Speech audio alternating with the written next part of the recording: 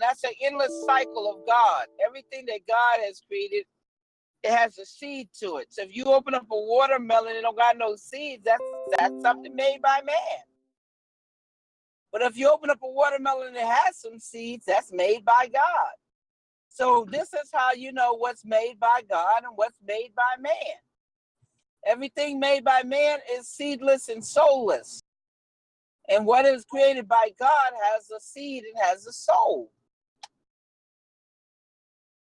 Is that difficult to understand? No, not at all, not at all. My question would be, what are your thoughts on the phallic cults, the papacy, the male-dominated cults, and pre-dynastic cultures, and how the matriarchy of the past? Well, even you always have to have a woman, because even a female animal, when I said Exodus 34th chapter 19th verse, if y'all would Google the Exodus verse, Exodus 34th chapter 19th verse, if you would Google it, it tells you that even a female animal has a womb. So if you wanted to clone a sheep and you wanted to clone a horse, you would take a egg, and from that egg you would take a sheep's DNA. It could be dead, or the horse's DNA, it could be dead, or a person's DNA, it could be dead, and you could actually insert it into this egg. And then once that DNA is inserted to the egg, you can take the egg and put it in a female's womb. It could be a female horse womb, or it could be a sheep, or it could be a woman. And then that clone will grow right out of that womb. And if you don't believe it, you can look at 60 Minutes, and 60 Minutes will tell you how horses are cloned. And it will give you the process just like I just described. So everything needs a womb, a stargate, a portal. So even though the man is creating the whatever, the fruit, the vegetable, or a clone animal or a clone person in the laboratory, he still needs a womb to incubate it in a umbilical cord to feed it while it's in that womb. So man cannot give another man a womb or an umbilical cord to feed. That's why there's no doctor, no scientist upon the earth that can make a man into a woman. That's the biggest lie ever told for your $40,000. He cuts your penis off, that's it. You're disabled. If he grows breastises on you, those breastises are nothing but false growth, because they bear forth no milk to feed a baby. Just some cosmetic false growth. What is a false growth? It's just a tumor on your body, but it has no purpose. So a doctor can grow tumors on your body, but the tumors are not breasts. They don't bear forth no milk. They're nothing but a hard lump on your body. So you're paying the doctor $40,000 to mutilate you, to turn you into Frankenstein, because if he cuts off your penis, you have no seed to bring forth any children. You cannot have any children. That's the end. That's the end for you. The end of your line, unless you have other brothers or fathers still carrying on the name. So do not be deceived. Do not be deceived by these doctors, these scientists, these liars, these wizards and warlocks. Don't be deceived by them. You can talk to a real doctor and ask the doctor to tell you the truth. The doctor will tell you the truth. Get one that'll tell you. He'll tell you, we can't make no man into no woman and no woman into no man. It's not going to happen. Do not be deceived. Go on, ask questions. Okay, Sophia, I have a question. It's away from the mutation and all the GMO stuff. This is more about your book. Because what's your take on, I use the term reverse dream because as far as the matrix goes, it's like we're in this dream world that has been created, and when we go to sleep and what we consider as dreaming, is that actually the state? Like, what do you think? Is that actually the state that we are trying to get into, as opposed to what they're always telling us, saying how they say, you know, we die in the dream, which is something that's within the matrix. Like death could be something that they've actually given us within the matrix, not necessarily something that happens outside of the matrix, which is what we're trying to get to when we dream. That's why we have these nightmares with the fears to chase us back into this matrix. A dream is just an illusion. It could be a vision, and if it's a vision, that means you can't alter what you're seeing.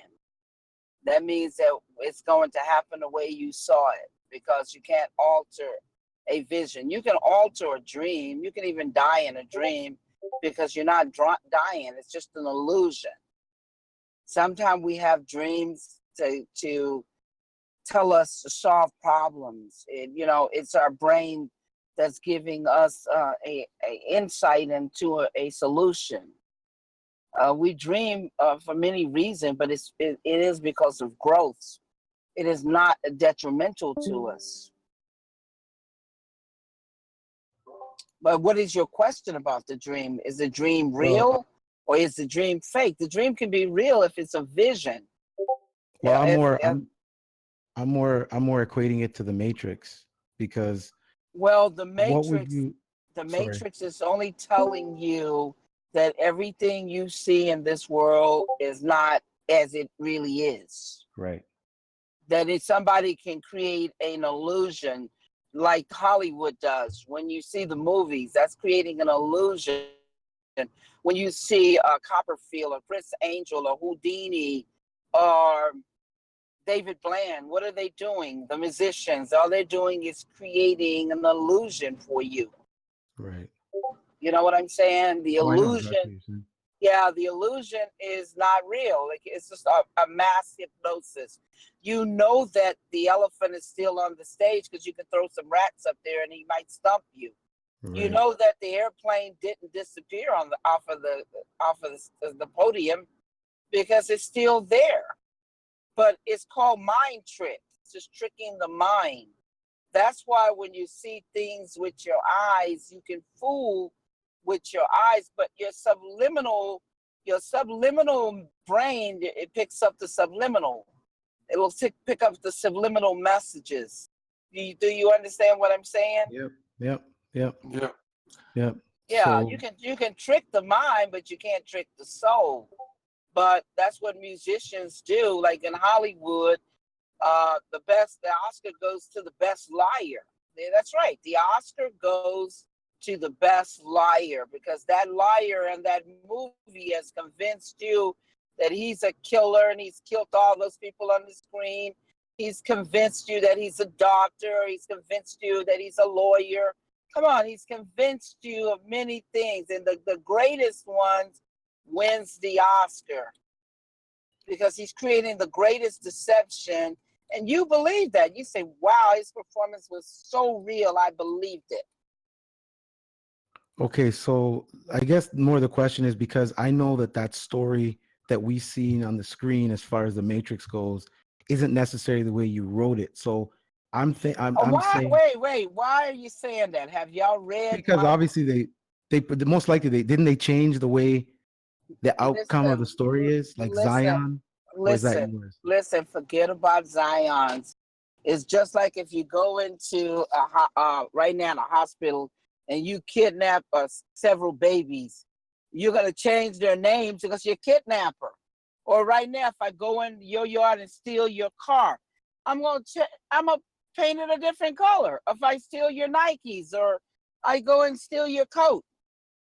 Now, come on, that doesn't mean that it's less yours, or, you know what I'm saying? When you're adapting a book and a script to the screen, you only have so much minutes to do that. A movie is only an hour and 36 minutes, or no more than 2 hours and 10 minutes. Do you understand what I'm saying? No, I understand exactly what you're saying. Yeah. So what I'm saying to you, Sorry, go ahead. Oh man, wait a minute. So what I'm saying to you is you only have so many minutes to adapt. You can't put a whole book on that. You guys never say this to J.R. Tolkien, which he's dead, Lords of the Rings. You never say this to J.K. Rowling's Harry Potter. You never say this to John Grisham, the Pelican Brief of the Firm. Everybody in Hollywood knows that a book has more details. That's why people get the books, because they want to see what's missing or what's omitted. And sometimes Hollywood will blow up and throw stuff in there, heighten stuff up to try to get it to sell or not sell, depending on when they're creating, because it's a film. It's not writing. It's just a film. That's why people get the book, so they can get more details. They go see the movies and they go and read the book. The book came before the movie. The script came before the book. The book is not greater than the script or the book because it's nothing but a derivative. It's derived from the source. The children is not greater than the mother because the children are derived from the mother. The mother is the source. So what's the question? Is the movie a proper depiction of your story? Is any movie the proper depiction of J.R. Tolkien's Lords of the Ring? Is it a proper depiction of the Gravity book, the Gravity author's work? Depiction of the Harry Potter book when you see the Harry Potter movie? Ask yourself that question. No, I know it's not. Well, Definitely not. well, what is it telling you? When it tells you that somebody's adapting, it's telling you that belongs to the author because that's where they got it from. And that they couldn't have created if they didn't have the author's book or they have the author's script. That all source work comes from a script or a book. It has something tangible. And that they would never have anything if they didn't have this tangible intellectual property. And did they get it correct? No writers have creative control. Did they get it right? Did they get it wrong? Did they mess up somebody's work? If you ask Alan Moore's V for Vendetta, Alan Moore didn't like the way they did it, but he's the writer of V for Vendetta. If you saw Cloud Atlas movie, David Mitchell didn't like the way they did it, but he's the author of Cloud Atlas. They got it from his book. Now, some authors like the way they do their work, when they interpreted it, and some are really pissed off. Now, you could have asked me that question. Was I pissed off or how did I feel about it? Because that's all you can ask an author. Because no author gets to dictate how his work is going to go upon the screen. That's why a lot of authors won't sell their work to Hollywood. Because they won't be able to get any creative control. They won't have any control of how their work is going to appear on the screen. But you guys didn't know any of this, did you? Yeah, we well aware of that. Well, all you can ask an author is, did you like the way they depicted your work? So did you like the way they depicted your work? How you doing? This is CWU-tv from ATL. The first 3 Terminators came verbatimly. I liked it the way the first Matrix verbatimly. 2 and 3, I had to make it into a bad dream because they tried to kill out Neo and Trinity and they tried to change the concept to go in another direction. How did you go about correcting the inconsistencies with your script You can't correct a movie. No, I mean to change for the Matrix 4. How did you? You don't change anything. All the author does is continue their work. This is new work. True. This is new work. This is not nothing that they have anything to do with. They have nothing to do with the first, but put it on the screen, adapt it. The continuation of the work is the ongoing of the work. If you're Picasso, it doesn't matter if somebody steals one of your damn paintings and put their name on it. Hell, they can't paint a Picasso. So what does it matter? Right. All Picasso is going to do is continue to create. He's not gonna really give a damn about what you lied about or what you're saying or what you didn't, you know, what your interpretation of his work is. He wouldn't care right now if he read a book on your interpretation of his work. Or somebody lied and put their name on his work. That wouldn't faze him. Why would it? You can't paint a Picasso. It's right now. If Michael Jackson was still alive, he wouldn't give a shit about your interpretation of his work. Or you go online on YouTube and see how many people have imitated him. What would he give a damn about that? You're not the real Michael Jackson. Michael Jackson created those steps. You can't do nothing but keep on mimicking them. He's the only one that can take it to another level. If he was alive, he would be taking it to another level because he would continue his work. Did I answer your question? Or should I go on? No, that was good.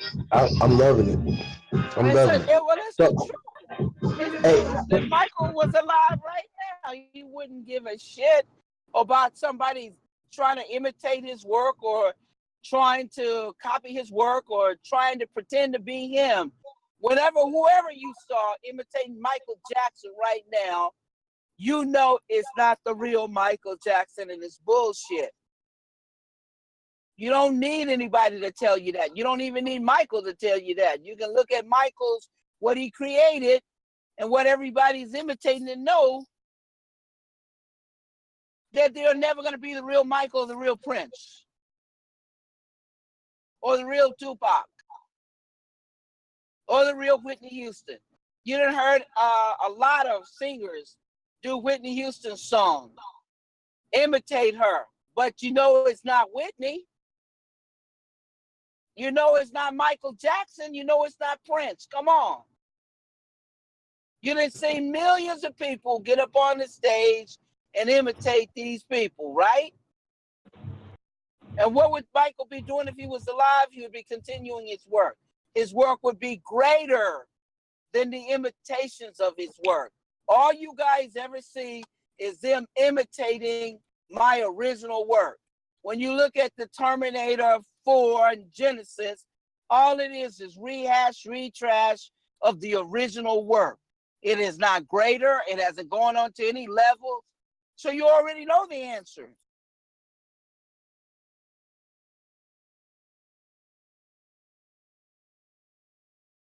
Am I right on this or not?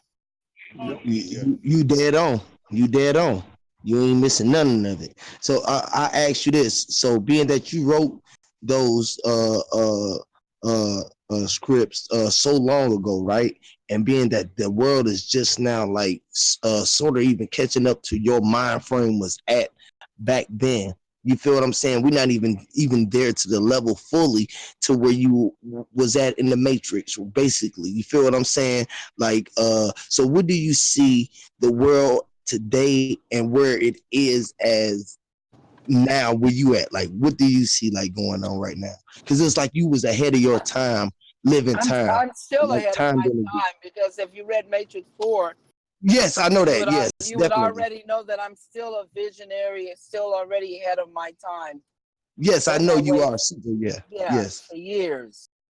Yes. I know you way ahead of time. So I know you had to come back here. Like you coming back in time to like basically operate in these days. Like we so far like where like the masses is so far away from where your mind frame was at. Because for you to write that then and for us to be headed to where you was headed, where you was at then, we still headed to where you was going. And you're so far, it's like you so far ahead of the fucking of the wave. Like you the ripple, you the one who threw the rock in to make the ripple effect, basically, of the fucking world of like technology and everything, how I see it, because that movie is so fucking deep. And I know the person who write it, the mind frame where they got it from is the mind frame they don't want. That's the power to that's the key. You feel me? You have a major key to life. Where did that script come from? It was a script and a book that they stole. No, where did it come from within you? It came from my DNA. And that should tell you something about my DNA is different from your DNA. Because I was talking about digital downloading and barcodes and computerized warfare and drones, body scanners, food scanners in 1980, the Illuminatis, the Masons, the Trilateral Commissions, the Federal Reserve in 1980, while I was at USC Film School. I was already a polymathematician, just like Tesla and Leonardo da Vinci. When you ask them, where did their stuff come from? Where did their inventions come from? They're visionary seers. Da Vinci is talking about the Gatling gun. Tesla is talking about the wireless light bulb. He's talking about internet. He's talking, that's right, when he built the towers, he's building the towers for internet. That's where they stole the towers from. Why you have internet right now came from Tesla's. When you see the electrical car, Tesla. Just trying to tell you, I'm talking about the wireless engine and the hologram, virtual hologram cars with wireless engines. Right. It starts up with a vibration, the music.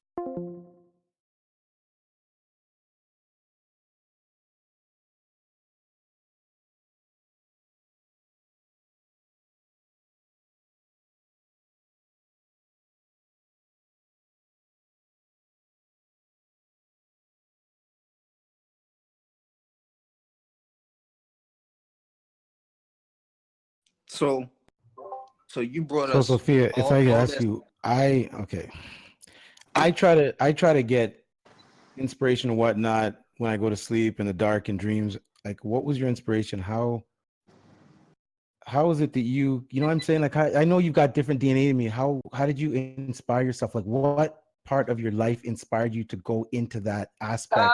God inspired me. That's what inspired Da Vinci. That's what inspired Tesla. But was it something in your life that made you go, you know what? I want to go into this because, or was it just a calling? Was it No, something that I saw Star Wars, and I saw what Lucas was talking about Satan. Okay. He's talking about Satan, and I'm talking about the second coming of the Christ. I cracked the codes on Revelation. Revelation said that the Christ would come back, and I wrote the story, what would happen on earth when he got back, why he needed to come back. Doesn't that make sense? If Revelation says that Christ consciousness is going to come back on the earth, what would happen on earth to make that happen? Well, man creating his own children, man creating machines that would take the place of the living. That would be something that would inspire the Christ consciousness of God to come back and help the people, to keep them from being enslaved by mankind. Wouldn't that make sense? It makes sense, but I kind of see you as that person, because if it's a consciousness that's coming back to help people, it's not necessarily something that we're going to think that was written in a book. Like, I see you as that consciousness, because like a consciousness, it's timeless, you know, and it's like us catching up to a consciousness because you've already acquired it yourself, because that's what you've been residing in. I see you as that. And because you say God guided you, I'm seeing that you are that person, that Christ consciousness, whatever it is, that is here to open us up. Right? What she was able to do is beautiful. I might be wrong, but what I see, what it was able to happen was she was able to capture with the real creation of what the scriptures that she was able to read, and she was able to create her new timeline off of it, because she created a new story off of the ending, which they had an ending, that so she created the beginning of an ending that they never even know how to do it. So she's the controller of time right now.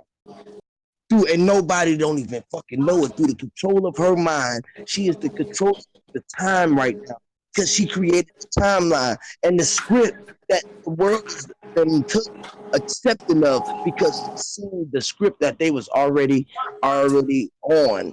And so she just got on the script and on the timeline and was able to create her line and her script, her character, and her vision to be able to create her world. and make that shit operate. That is master. That is the art of DNA. That's the Akashic records. Yeah, it was easy to do that. I'm talking about the Akashic records in the Matrix 4 book, but it was easy to do it. Let me tell you why. Because the Bible is divided into time travel, and they don't teach you that. The Bible is past, present, and future time travel. When you look at the Old Testament, you're looking at our old past. When you look at the New Testament, that's our presence right here, right now. When you look at Revelations, that is what one will become. That is the future, our future that no one can see.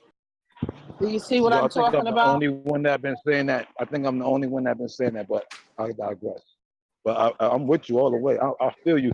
But yo, can I ask you, Terminator? So when you made Terminator, when you see Arnold Schwarzenegger falling out the sky, is that the devil coming to the earth before the savior? No. What's that about? That's I created that. It's a microchip clone cyborg, naked without shame, time traveling, coming through a portal, a burning blue portal. That's what you see. He's not falling out of the sky. He's coming time traveling. He's coming through a portal. And he lands, and he lands, Ain't and that he what I lands said? naked without shame. Ain't that what I said? I told you. He was Yeah, coming through the definitely. portal. He was He's time coming, traveling. yeah, he was You feel time me? traveling. He was coming from Yes, he was coming definitely. from the future, where they sell Facts. technology. He's coming from the future, and he was time traveling, and he's naked without shame because he doesn't know he's a machine. They told him to go put on clothes. His only purpose is to kill Sarah Connor, Neo's mother, so she can have the baby Neo. That was the reason. Now you gotta go and you gotta think about this. You gotta think about That this. makes so much sense. That makes so much sense. Miss Sophia Stewart, that makes so much sense. You know what I'm Miss saying? Stewart, Yes. Miss Stewart, What? this is knowledge for ignorance, but my real name is Keon Reed. I'm from Michigan. Thanks for you joining us today. But I had a question. Like, at what age, like, you know, growing up or whatever, did you consciously or was consciously aware of, you know, you feeling like that you was different than your peers or whatever? And at what age did you start like writing like stories and stuff? Because I know, you know, when people create things like the stuff that we see, they, you know, prior to the stuff that's came to light, you know, to the masses, they worked on numerous things that might didn't pan out like they wanted to. So I just wanted to know, like, at what age did you, you know, was aware of the consciousness and your different way of thinking, and what did you create prior to the Matrix and the Terminator being stolen from you? And I'll fall back. What did I create? I was creating numbers for that. I scored a 98 on the IRS exam, 2 points from 100 because it's all nothing but pure mathematics. I was doing taxes and I was doing accounting when I was 11 years old and stuff like that. You know what I'm saying? So did you graduate like high school like real early? So you pretty much was like a child prodigy then, right? I am a prodigy. I'm still one. That doesn't end here because I'm doing stuff that you guys are not doing. I didn't do any high school. I took the New York Reasons and scored high in Reasons and went into college and got a degree. Okay. Yeah, what I'm saying, ma'am, is like, at what age did you or your parents, you know, or family members realize like Sophia is different? She's gifted. Like, she's not like us, is what I'm saying. At like the earliest. They knew that right away. They knew that. But my brother and some of them already had gifts. My brother was already, when he was a teenager, taking engines out of cars and changing them from automatic to sticks and from sticks, you know, to automatic. So that wasn't nothing unusual. I already came from a gifted family. I was doing music. I was doing sports. You see what I'm talking about? I won the presidential award. So I already came from a gifted family that was military and law enforcement. So it was a norm. It wasn't something that was abnormal. Okay? Does that make sense? Yeah, that makes sense. Like you said, it was a norm, so you didn't know no different, is what you're saying, because that was just your surroundings.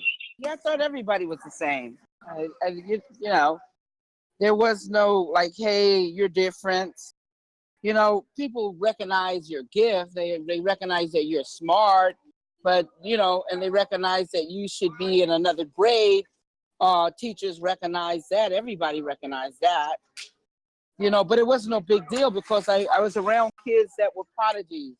Some of them became doctors and other things. You know what I'm saying? So it is kind of normal when you're around others. But when you're around a lot of people that are not like that, then it's obvious.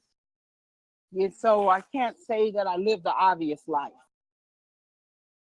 It was just normal to me, even though it wasn't, but it was to me. Sophia, Okay. yeah, Yes. sure. Go ahead. Hi, Miss Sophia Stewart. This is. Just Sophia. It's no Ms. because I'm sorry. married. I was married before, so that's the wrong title. I'm not. You know what? I'm so sorry. I don't even believe in that's marriage. okay. I'm just trying to be polite and I'm nervous. Miss Sophia is color purple, and that's not me. Okay. Okay, I apologize. I'm from New York, so you could just say Sophia. Ha, ha, ha, ha. No, Right. it's true. It's very true. It's not got nothing to do with politeness. I'm from the West Coast, so that's probably why. I'm from the East Coast, and we don't do all of that. We just formalities. Yeah, it's Sophia Stewart. All right, sis. What's up, sis? That's good. That's great right there. All right, that's how I see. Yeah, I understand that. and I lived 7 years on the West Coast, 4 years in LA and 3 years in Santa Monica. So hey, I understand East Coast meeting West Coast. Yes, nice to meet you, and thank you for being here. And on the topic of what you're saying, the prodigy children, I want to know your thoughts about the indigo and the crystal children that you were talking about in the Matrix 4. And I'm talking about them in the Matrix also. These are the children that are gifted. When you go into the Bible, the first coming of the Christ, they talk about these children. And these children are exhibiting unusual gifts. And what is going on? Pilate and all these people are looking for the Christ child. So you know the Christ child is special. And they're killing all the male children. If you go into the Bible, a lot of people have never read the Bible. And unfortunately, this is why some things don't make sense to them. Sometimes you have to connect some things in order to understand what it's all about. You go in the Bible, the first coming, they're killing all these male children that are exhibiting unusual gifts, looking for the Christ child. Well, in the Matrix, you see the children with the oracle and this little boy bending the spoon, all these gifted kids. Well, it's the same thing in the second Matrix. They're looking for the Christ child. And what are they doing? They're killing all these males because, hey, that might be Neo. Mm-hmm. You see what I'm talking about? That might be Neo. Yes. And what is Neo? Neo is an anagram, a sneaky way of calling him the one. Who called Jesus the one? John the Revelator. That's where the one came from. But you guys didn't know any of these facts because a lot of you have never read the Bible. Am I right on this or not? Well, No. I want to say, can I just say that when I first started really looking into the Matrix, the only thing I could think of was this is a story of the Bible. Like that's all.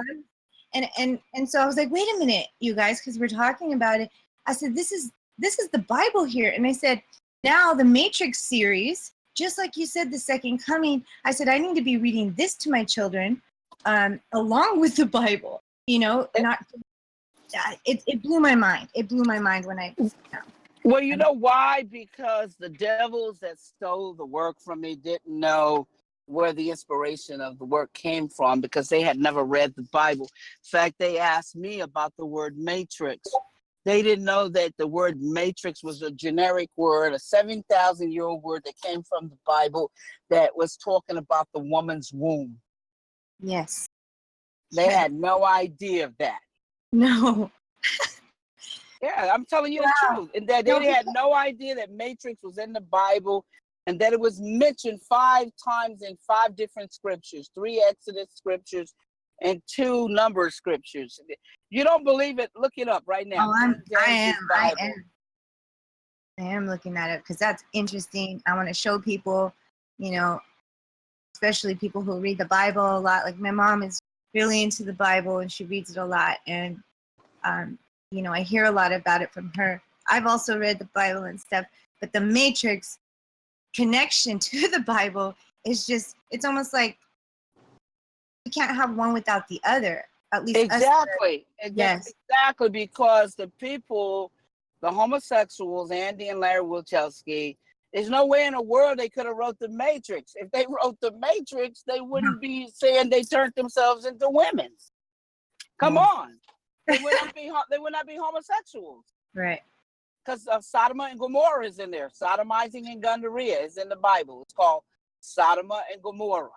The twin cities that were destroyed because it was sodomizing and Gundaria. That was on the Bible's book. It was against the law to sodomize because you're demonizing. You're putting shit back into the body. Shit that's supposed to be coming out of the anus, coming out of the sewer of your body. You're pushing it back into the body and poisoning the body and poisoning yourself through your penis tip.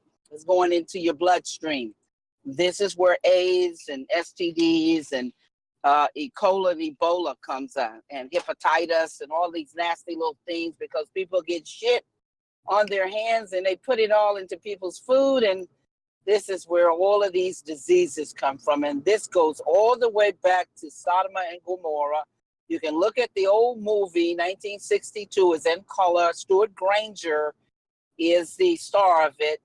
And it takes you back there, and you can see the women twerking their asses. Miley Cyrus didn't come out with twerking your asses. They were twerking their asses way back in 1962 before the kings and the queens. I need to talk to you. And then this stuff that you're reading about in the news, there the computers are talking to each other. They're changing the language. That goes all the way back to the old Colossus movie, 1970. Colossus movie in color. You can Google it right now. Google both of these, what I'm talking about. Colossus movie. Google the plot and it'll tell you that the machines start talking to each other, because all these people are doing is pulling old stuff out of old black and white movies, the old shit, and feeding it to y'all like it's something new. I'm sorry to tell you this, but it's true. Yeah. No, it's starting to become more obvious when we get out of their, you know, their hypnotized, you know, their hypnotism. When they have hypnotized you with mass hypnosis, and you're right, because that's what, when they say they pulled the Milli Vanilli and a Houdini on you, or a Houdini and a Milli Vanilli, because Milli Vanilli wasn't singing. No. Like Andy and Larry H.O.T.C and James Cameron, Gail and her didn't write anything. All they did was give y'all lip service, and all Milli Vanilli did was give y'all lip syncing. And Houdini mean they created an illusion. That's what Copperfield and David Blaine and Chris Angel and Houdini himself. That's all they do, is the musicians, the wizards, the warlocks, is create these illusions that y'all fall for. Right. And they do a lot of subliminals, and they do a lot with these movies, and when they fake ass news, and they tell you all of these programs they got on TV, like Ellen and the TMZ and all these other programs. Right. All they're doing is programming y'all, instead of you going and Googling and pulling it up and going to YouTube and looking and researching. You guys, some people are just taking the red pill or the blue pill, taking the red pill and they're researching and looking and finding out the truth. And the other one's taking the blue pills, just listening to the lies and going to sleep and being robotic and dying with a lie. Yeah. This is what's going on. That's what the Matrix, I woke you up. The people that are asleep, how in the hell can a sleeping person wake you up? Only a person that's awake can awaken another person. A person sleep and another person is asleep. How is a sleeping person going to wake up another person that's sleeping? Facts. Yep. Exactly. I mean, that's real. That's real. Come on. Yep. It's real. It's real. That's why we're here. That's why I've been really comfortable loving this people here on this panel, because Well, you have never seen Andy and Larry Wachowski or James Cameron or Gail Ann Harrod on any talk shows. No talk shows talking to y'all and telling y'all that they wrote The Matrix and Terminator. Nowhere. they can't. They can't. No, because you know why? It's called a deposition. It's called a deposition, and you get caught for lying. Right. You get caught for lying. They're saving their ass. That's for real. Your deposition can be used against you in a court of law, and it can be used against you again and again. And to get caught on lying on television or on a radio show, you can play it over and over and over again and bust you. I've done over 4,000 media interviews, so if I wasn't the real thing, I don't think they need your help to uncover that. They got billions of dollars. They own a lot of media. They shape everything you do right now, so they don't need any help at all. So how come they haven't called me a liar and asked me, well, wait a minute, what part did they do? What part did you do? What part did you lack, or what part did you didn't like or they like? I don't see them doing that. I don't see them calling me troll names on the internet. Yeah. I don't see them filing any lawsuits against me. I filed lawsuits against them and won. But I don't see them filing, and I don't see them calling the FBI out on me for selling Matrix and Terminator. I don't see me on television at all being called a liar and a thief with handcuffs on. How about that? How come you haven't asked those questions? Well, because I know Sophia is wisdom, and you're like the mothership of information. That's why your last name's Stewart. I mean, everything that you're saying and everything that you've said in your books and brought to light, there's nothing that can touch you. In my opinion, there's nothing that can touch you. And I mean, I know I'm saying that in the sense of that's why they're not. In my opinion, that's why they're not, because you're just protected. I can't even. You know why? No, you explained it pretty good, but I'm gonna tell you exactly why. I'm gonna give you the bottom line. Because I'm bringing the truth. Because I'm bringing the truth. There's nothing you can do about the truth. They can't do nothing about the truth. I'm just being real with you. Yeah. They can't do nothing about the truth. I told the truth. I can call them liars and thieves. I don't get no defamation or slander lawsuits. So, Sophia, this is Yes. Fat Vegan Joshua from DC.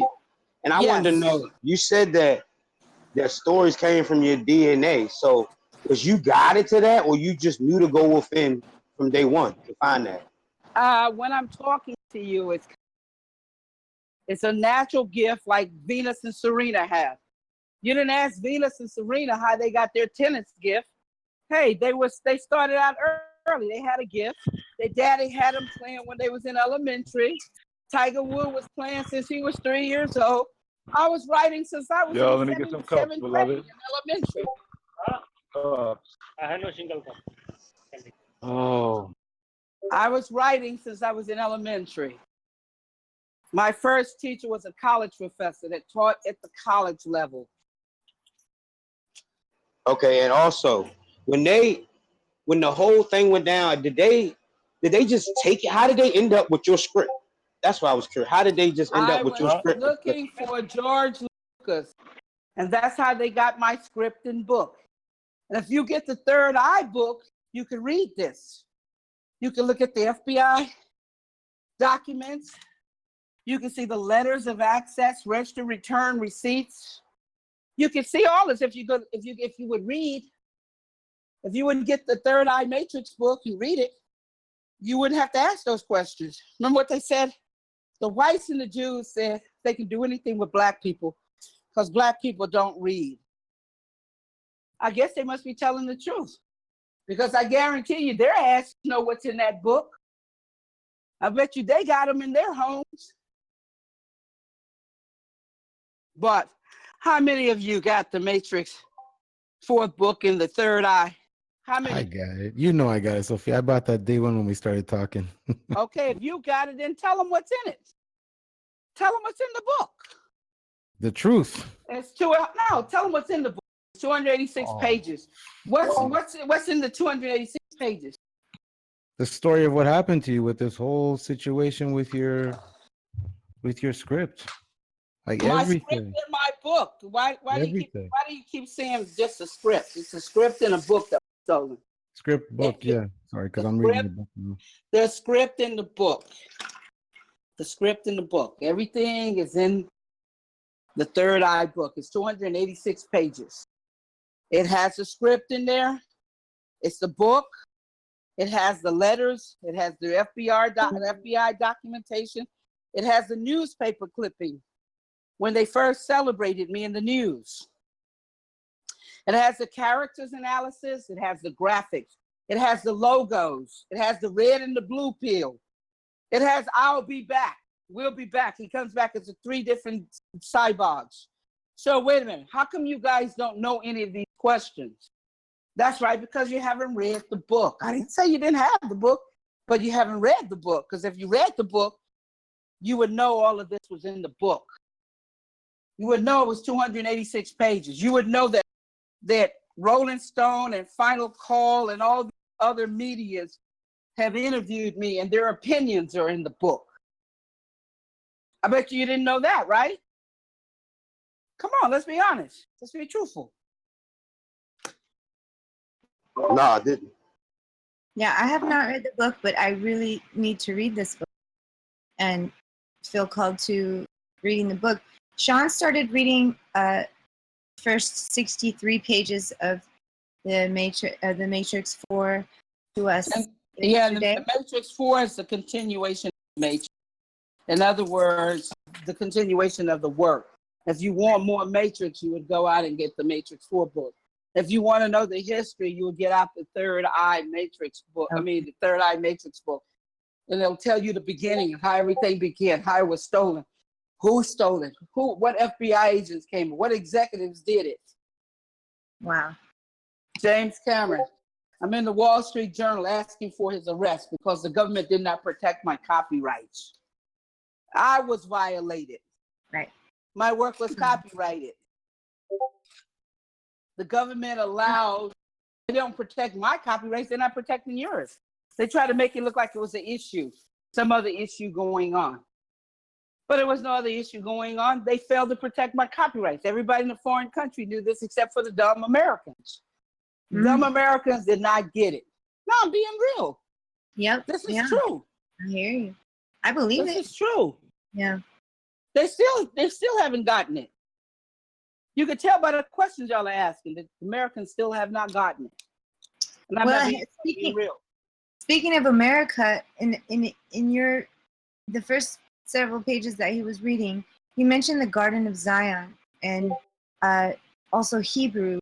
And I'm curious because when I researched the Garden of Zion, and I also have done a little bit of research on Utah.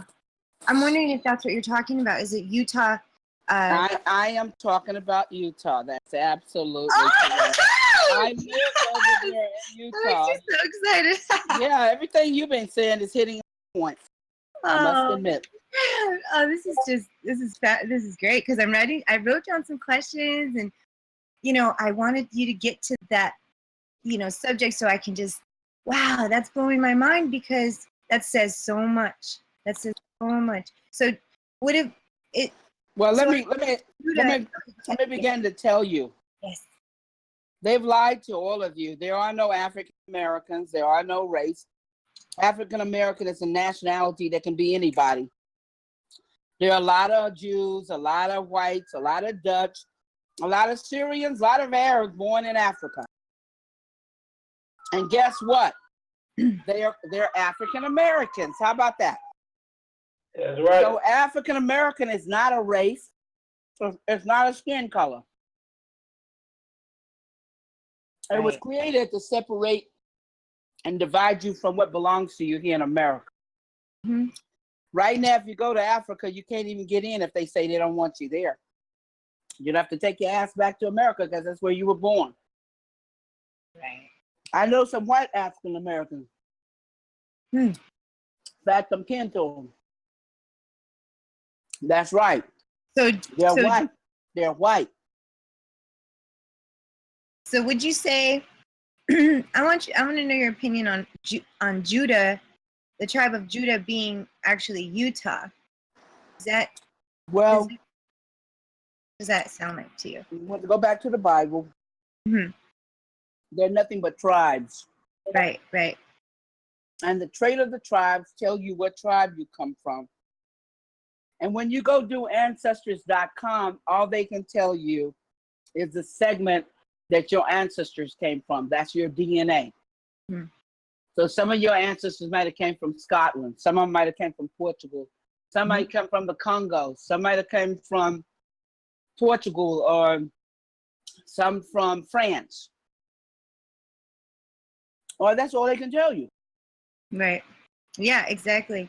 It's Go on. interesting you say that, because when the first time when you said it's in your DNA, I knew because I was talking about this to the brothers the other day. I said, look, if she's the writer of the, if she's writing these books and it's coming through her, because I'm native, I'm mixed. I'm very, very mixed. And I've also done a bit of DNA research on my own self, where I've gone a little bit further than just the ancestry thing.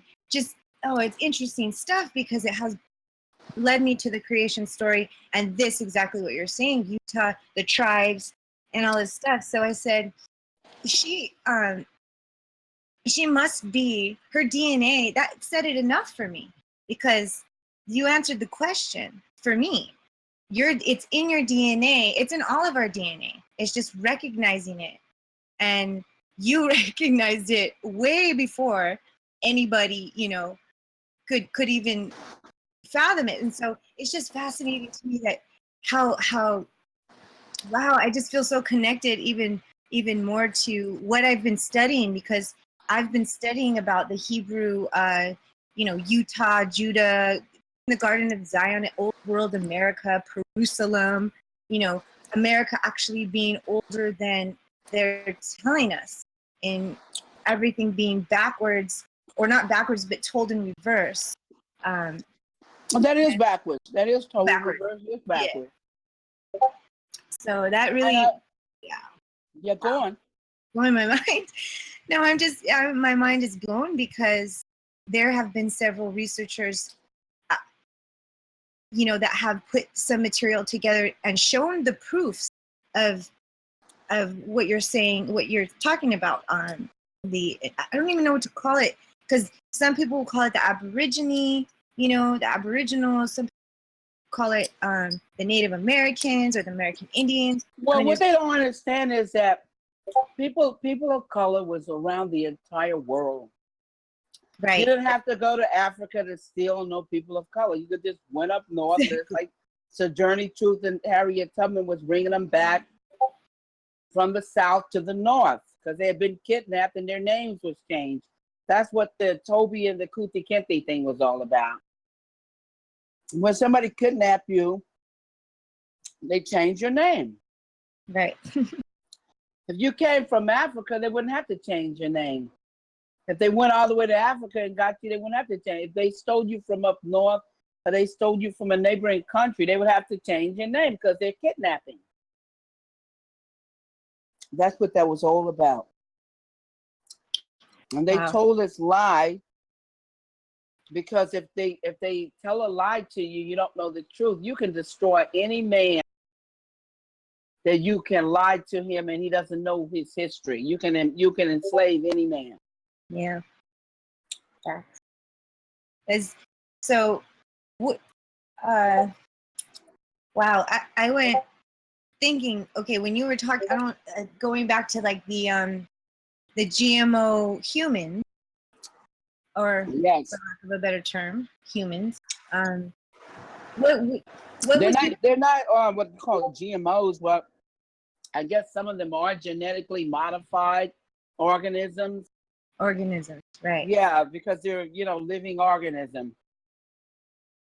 that's been altered and changed. Go ahead.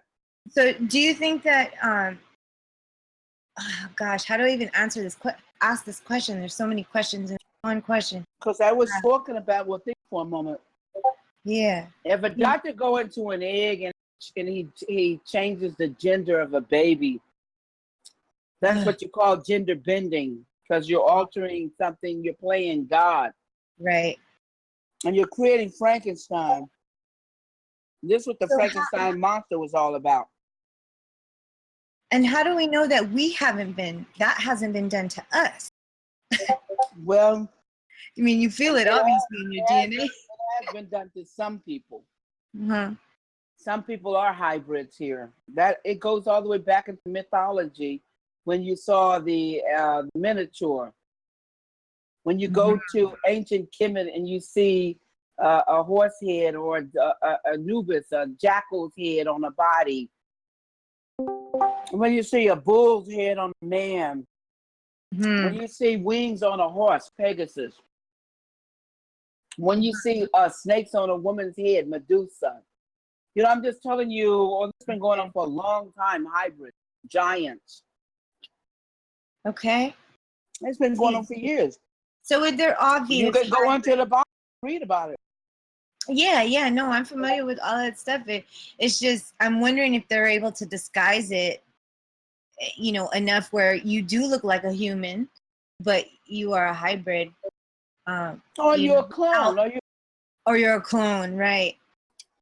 Now, let me tell you something. Yeah. If you would go to 60 Minutes and go to YouTube and look up the 60 Minutes on the cloning of horses, in that segment, it teaches you about cloning, how horses are cloned and humans are cloned. But it also teaches you the trait of how you can tell a clone. All clones at some point, they start tripping out. And you actually see it in the documentary news clip. You see it was 100 and some horses cloned.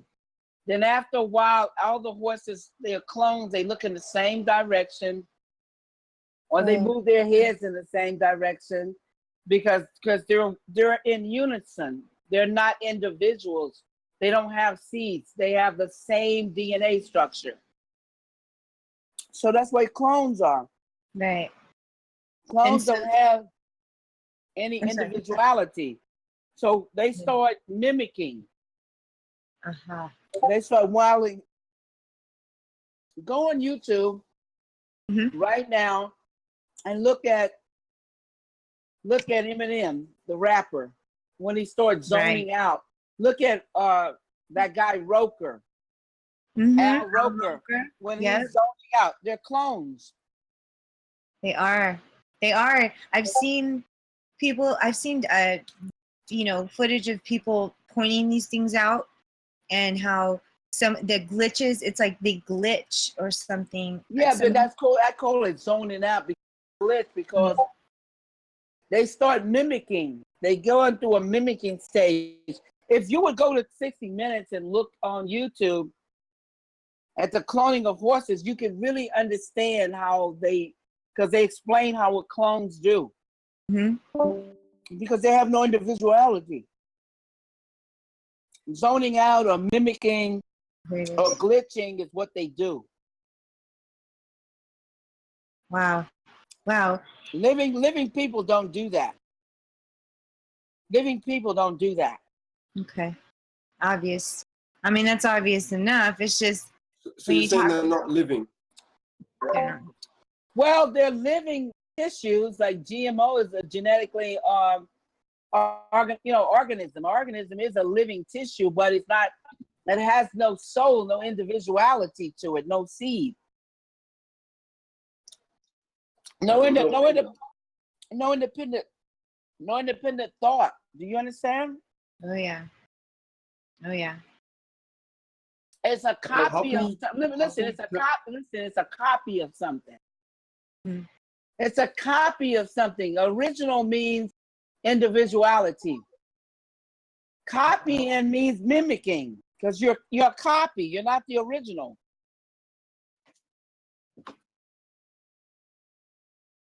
How can you tell if something has no soul? A soul is a seed. When you open up an apple and you see the seeds in there, that's soul. Because it's going to drop into the ground, it's going to grow, and it's going to continue to recycle. It's in a cycle of obedience, of growth. So it's going to come back again and again and again, like the tree. Everything that has a seed is just going to come back again and again and again. If you don't have no seed, that's a clone. It can't come back. It can't have any babies. It ends right there. It's the end for it. So would you say that most actors in the industry, most, if not all of them, are clones? I mean, I'm gonna tell you what I think. I looked at him and I kind of felt he was calm before he zoned out. I could tell that Dave Chappelle is not Dave Chappelle. Yeah. He was like a clown. Dave Chappelle. Oh, that's like I was just about to ask about that. Can I just ask a question? Sure. Who? But I was gonna ask, how would they make a life-size clone of a life-size person? Surely they'd have to grow from a. Listen to me. I just explained. Paying attention. I told you in the laboratory, all you have to have is an egg, EGG, an egg. And to take the DNA from a dead person or a living person. DNA means something that belongs to the dead person. It could be their hair. It could be their skin, or the cells in the hair, the cells in the skin. You could take the cells from a horse, the cells from a sheep, and take a syringe and stick it in the egg and put it in there. Then you got to take the egg and put it in a woman's womb if it's a human clone, or a female horse if it's a horse clone, or a female sheep if it's a sheep clone. You got to put it in their womb so the woman or the horse or the sheep can carry it until it's time to have it. Then when they have the baby, it starts to grow. Yeah, I understand how cloning works. Well, you didn't sound like you did. Yeah. You didn't sound like it. I do. What I asked is, how would they make a life-sized clone of someone who's grown? How would they grow it? Oh Jesus! Never mind. Forget it. I'm tired of telling you over and over the same thing. I just told you a horse grows up to be a big horse. Go look at the 60 Minutes. Go look at that. It'll teach you. I'm just talking about the celebrities and things like that, like say for celebrities. So Sophia, what are you saying? What you're saying is that they may have had a clone going while this person was alive, and like growing it at the same time as this person was alive, and then at the certain time that the actual person was killed or whatever, then then the grown clone is ready to go because it's grown already, all that's in the laboratory. Is that kind of? Listen very carefully. The same way a woman has a baby is the same way a clone grows. Now, do you understand now? It doesn't matter if the person is dead or alive that they took the DNA from. DNA works whether you're dead or alive. So it doesn't matter if whoever they took the DNA from, because that's not the issue. The DNA works just fine, whether the person's DNA is living or it's a dead DNA. The cells is not dead. You can take them and put them in there. Once they go into the woman's womb, it's the same process the woman has if she's carrying a baby for 9 months. When you have the baby starts to grow as soon as it comes out of the woman's womb. What does the horse do? The horse starts growing as soon as it comes out of the damn horse's womb. The sheep start growing as soon as it gets out of the damn sheep's womb. Am I missing something? No, man. No, saying this, no, I'm missing something. Oh, hold on, let me say, because are you saying that it comes out and it goes through the same process that we go through to become an adult? Exactly.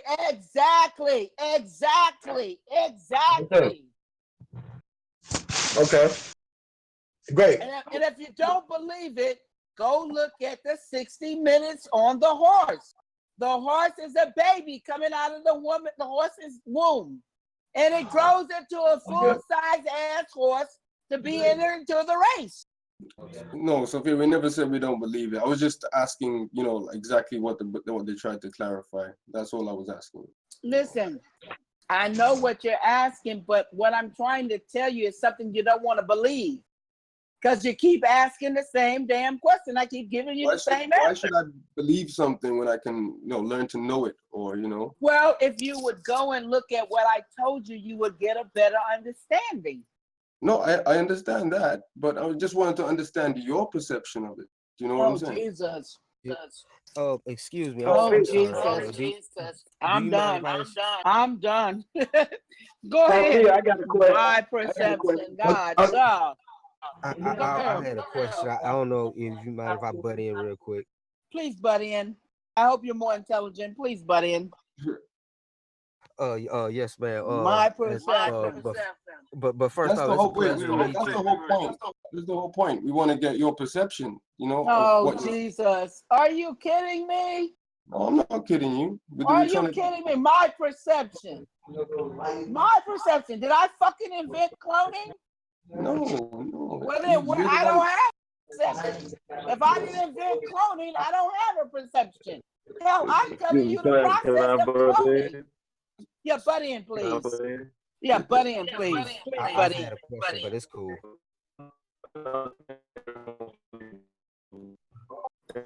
Please butt in. I'm waiting on your butt in. Come in.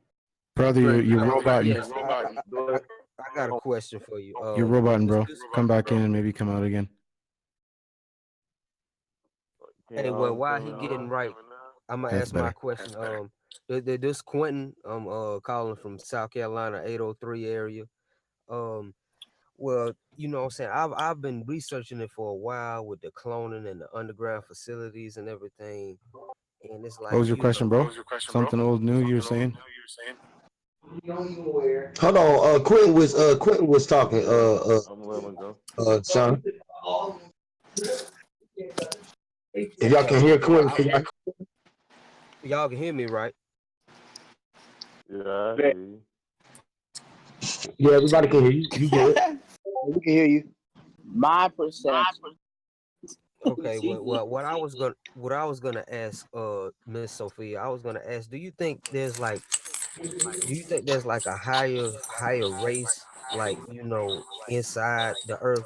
Because, you know, with them having all these underground facilities and the heart machines and Tesla and all this, it gotta be a higher power, you know, for them to keep manipulating everything. And then, like you said, if you can control the history of a person, you know, Somebody got in a true beat. words, you can really, you know what I'm saying, control No, an somebody entire is race. recording this conversation. That's all you hear the echo. Somebody's recording. That's all it is. That was feedback from Joe from Cali. But my bad. But yeah, that was my question. I don't know if you heard me or not, but yeah. I heard everything you said. There's nothing but higher, lower. They don't got nothing to do with the beings. Okay, are you geocentric or heliocentric? I don't know, because I deal in knowledge, not all these words and play on words that are saying the same damn thing, but they just gave you a new word for something old. How's that? Does that help you?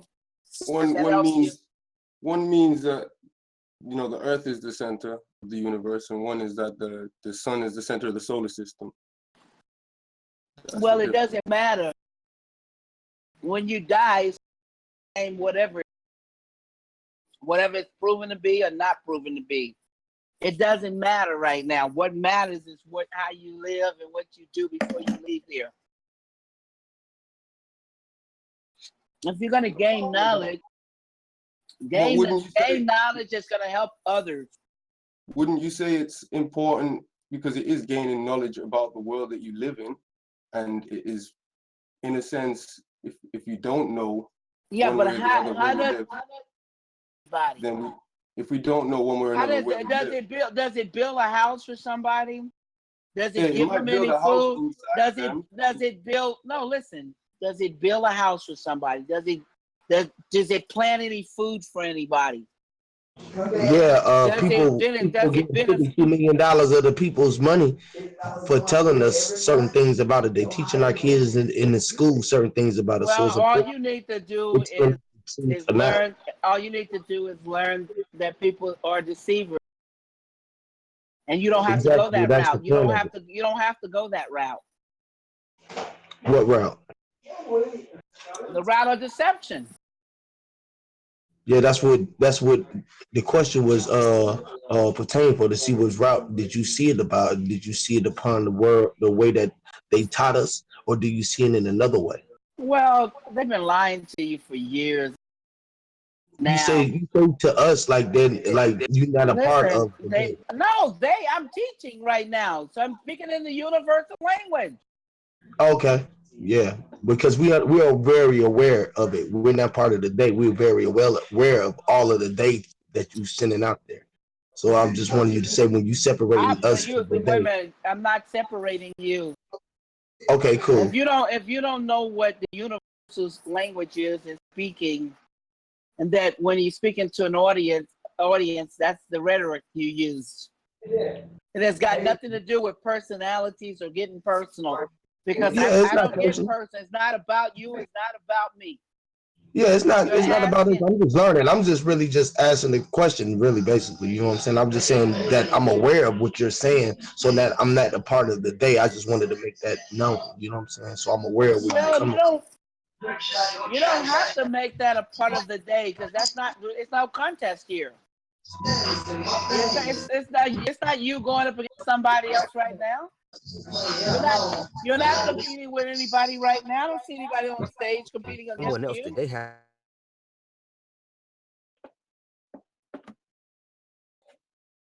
Sophia, I have a Yeah. question about your book. I have one more question. What is your name? My name is Empress Lou. And Okay, where are you from, hon? I'm from the West Coast. I was Okay, speaking thank to you. you about how the Bible, you blew my mind about the Bible related connection and all of that, and the Hebrew Utah connection. I have one question about, you mentioned in the beginning of the book about Eva, EVA, and I'm Yes. wondering, and you also mentioned Adama. So those are two separate questions, and I'm curious, is Ava an acronym or? Yeah, Ava is an acronym, but I want to find out what she is from. It's in the Matrix 4 book. Okay. Now, what about the Adama? The Adama is easily explained. Okay. Whenever the Bible, people are Yes. talking about the Bible, they always reference Adam and Eve. Mm-hmm. And they're talking about a woman and a man. But if you go into the Bible, they're talking about cloning. When they said that Eve is pulled from the rib of Adam, well, they're not talking about an Adama. Adama means a man. Mm-hmm. They're talking about an atom, A-T-O-M, not an A-D-A-M, Mm-hmm. but an A-T-O-M, an atom. Atom. Because when you splice an atom, that's what cloning is. Right. So it was never, but the people that come from 50, 60, 70, 80 years ago, they're thinking that the Bible is talking about a man and a woman.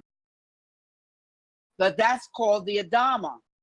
But the Bible is actually talking about cloning. Wow. So it's talking about the atom, A-T-O-M, not the atom, Interesting. but the atom. Uh-huh. And cloning. Wow. Oh my goodness. So Right. interesting, because I know a couple of things about this word Adama, and that it's an Ethiopian word. Yes. And I've also heard it while studying a little about Telos, T-E-L-O-S, which is Mount Shasta, which is they call Lumeria. Right. And are you familiar with that connection between Adama and Lumeria? I mean, I'm sure you are. I want to know. I've heard of it, but I don't Lemurian even existed. Mm. There's no proof of it, so I don't believe it. I believe that the whites made it up, give themselves a place because of Kemet, Okay. because of ancient Egypt, and they wanted to compete. But there's no proof of its existence anywhere. And so, it coming from an Amharic word, what is the was that something that you wanted to bring also to the reader's attention, that the fact that it's an Amharic word, was there some kind of connection from that Ethiopian connection? What Ethiopian connection? It's meaning that it's the place of Nazareth. Let me see. Let me pull it up. Pull it up. What place are you talking Let me see. There it is. I'll just read you what it briefly says. So, Oromo is the language spoken in the Horn of Africa, and that is what they're saying. Adama is the origin. The word origin is Amharic, and Oromo. Oromo is a tribe, an Ethiopian tribe, and it's also known as Nazareth, and it's a city in central Ethiopia, in the Oromia region, which is near the Horn of Africa. So what? I'm just wondering if that was something that you had any connection with, because I know Ethiopia also was not just in Africa, but people have discovered that even people in the Americas were called Ethiopian. And well, let me explain something to you. Sure. So many illusions stuff have been pulled down over that people are so scattered. They're so distracted.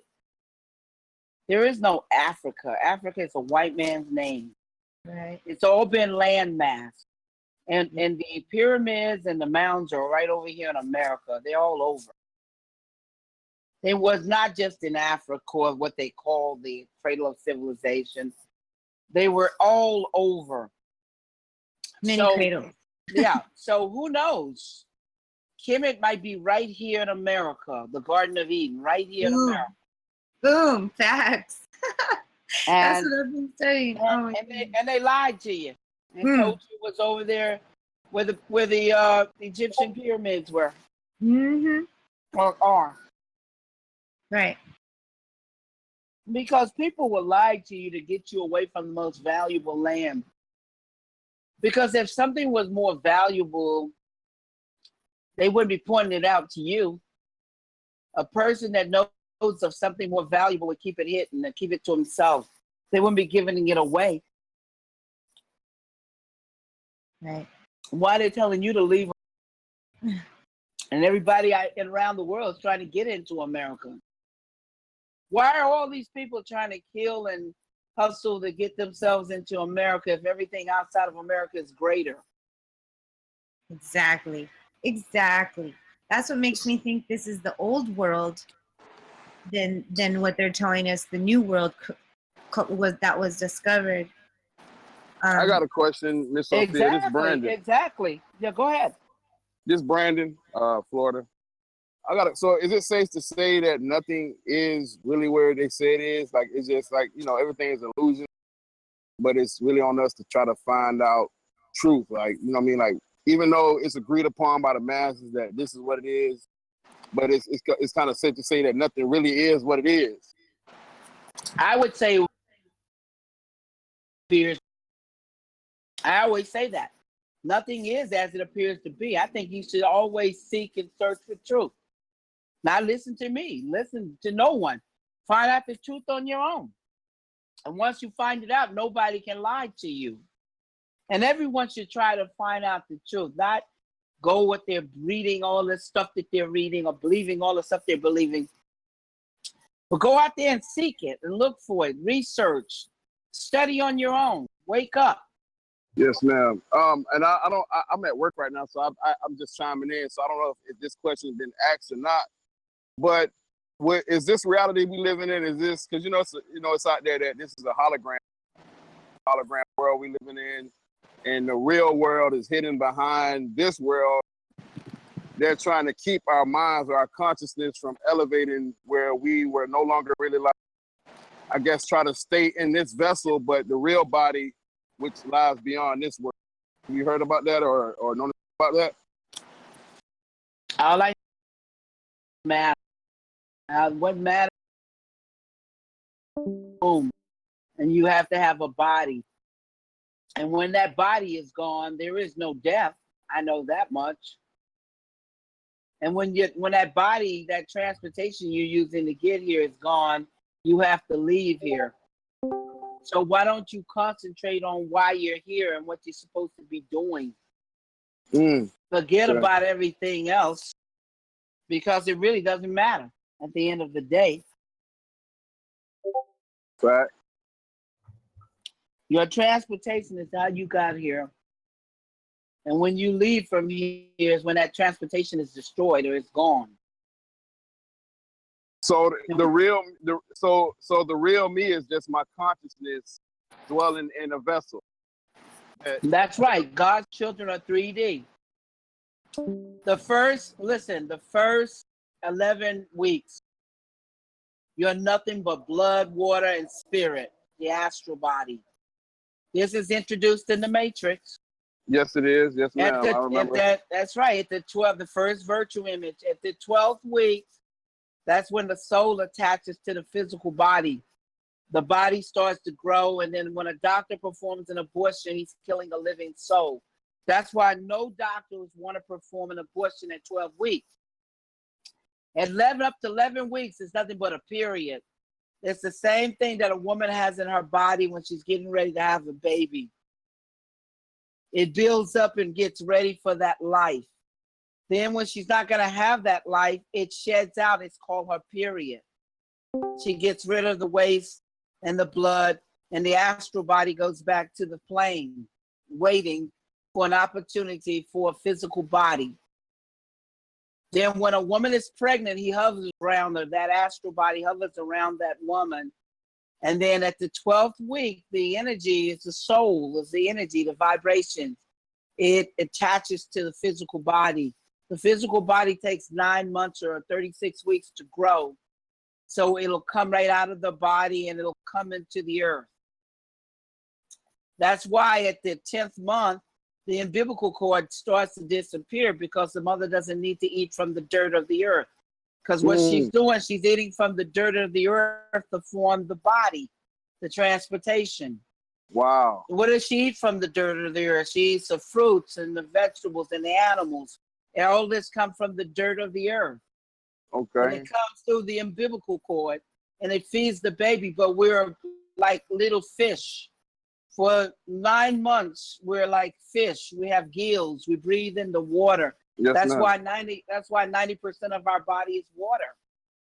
That's why we have to drink water, why we have to bathe in water, swim in water, why the earth is a majority of water. Yes, we ma'am. we are of the air in the water, in the earth. We're 3D, air, water, earth. We need the air to breathe. We need the water to live. We need the earth to create our bodies, our vessels, our transportation. Yes, ma'am. Do you think? Oh, I'm sorry. Go ahead. No, go ahead. I was going to ask, do you think the matrix or the womb is under attack as far as I guess you would say, I hate using this word, the powers that be, or the people that's controlling the paradigm, that they're trying to close the Stargate from keeping these souls or these. Listen. It's not trying to keep the Stargate or close it off. All you can do is try to end life here, die, dead, make it dead.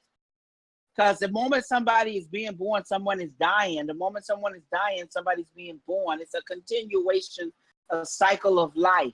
So if you have these test tube babies and these gender benders and these clones and all of these people who are don't want to have any more babies or have no more sex or have no more sperm or have no more life, you end life here. So Earth dies.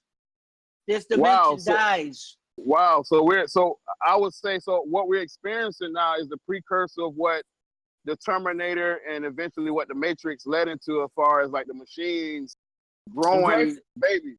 That's right. The machines versus machines can't grow any babies, sweetie. They're soulless. Wow. They can't grow any babies. That's the lie. That's what I keep telling you. There's no doctor that can make a man into a woman. It's a lie because there's no womb, no stargate, no portal. Wow. Can't grow a baby. Can't grow a body. Doesn't have a stargate. Doesn't have an umbilical cord to feed. This is what the Matrix and Terminator is trying to tell you. The war against the man, the war against man. Man is the machines. Wow. It's the war against God's children, against man's children. The war against man and the machines. Terminator and the Matrix. The Matrix is talking about the woman's womb. The third eye is talking about the eye of God. Because on earth we have two eyes. Yes, ma'am. The all-seeing, all-knowing eye of God. Third eye matrix. The eye of God. The womb of the woman. And what is man? The devil? Devil is the Ebonic word for the evil. So who is the devil? Who is the devil? Man is the evil. Man is the devil, the evil that enslaves his own kind. Wow. With the machines. And he's trying to destroy the life of God. So no life can be on earth, and our earth dies. Wow. Now you're waking up. Oh, that's crazy. This is what I've been trying to tell you. Yes, ma'am. I see it. See it now.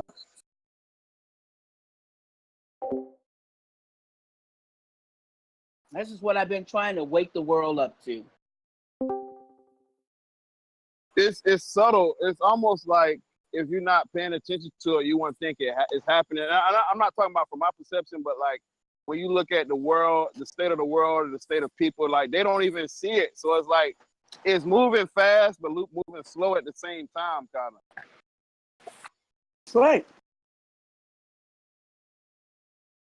So man is trying to destroy life on earth. And how does he end life with the machines? Replace man with the machines. So that's where the artificial intelligence. That's where the artificial intelligence comes in. That's right. It can't have no baby. So why over there in the Arab country, you're giving it a paycheck for what? It can't eat. It can't do anything. It doesn't need any money. Hell, it's the same thing as money.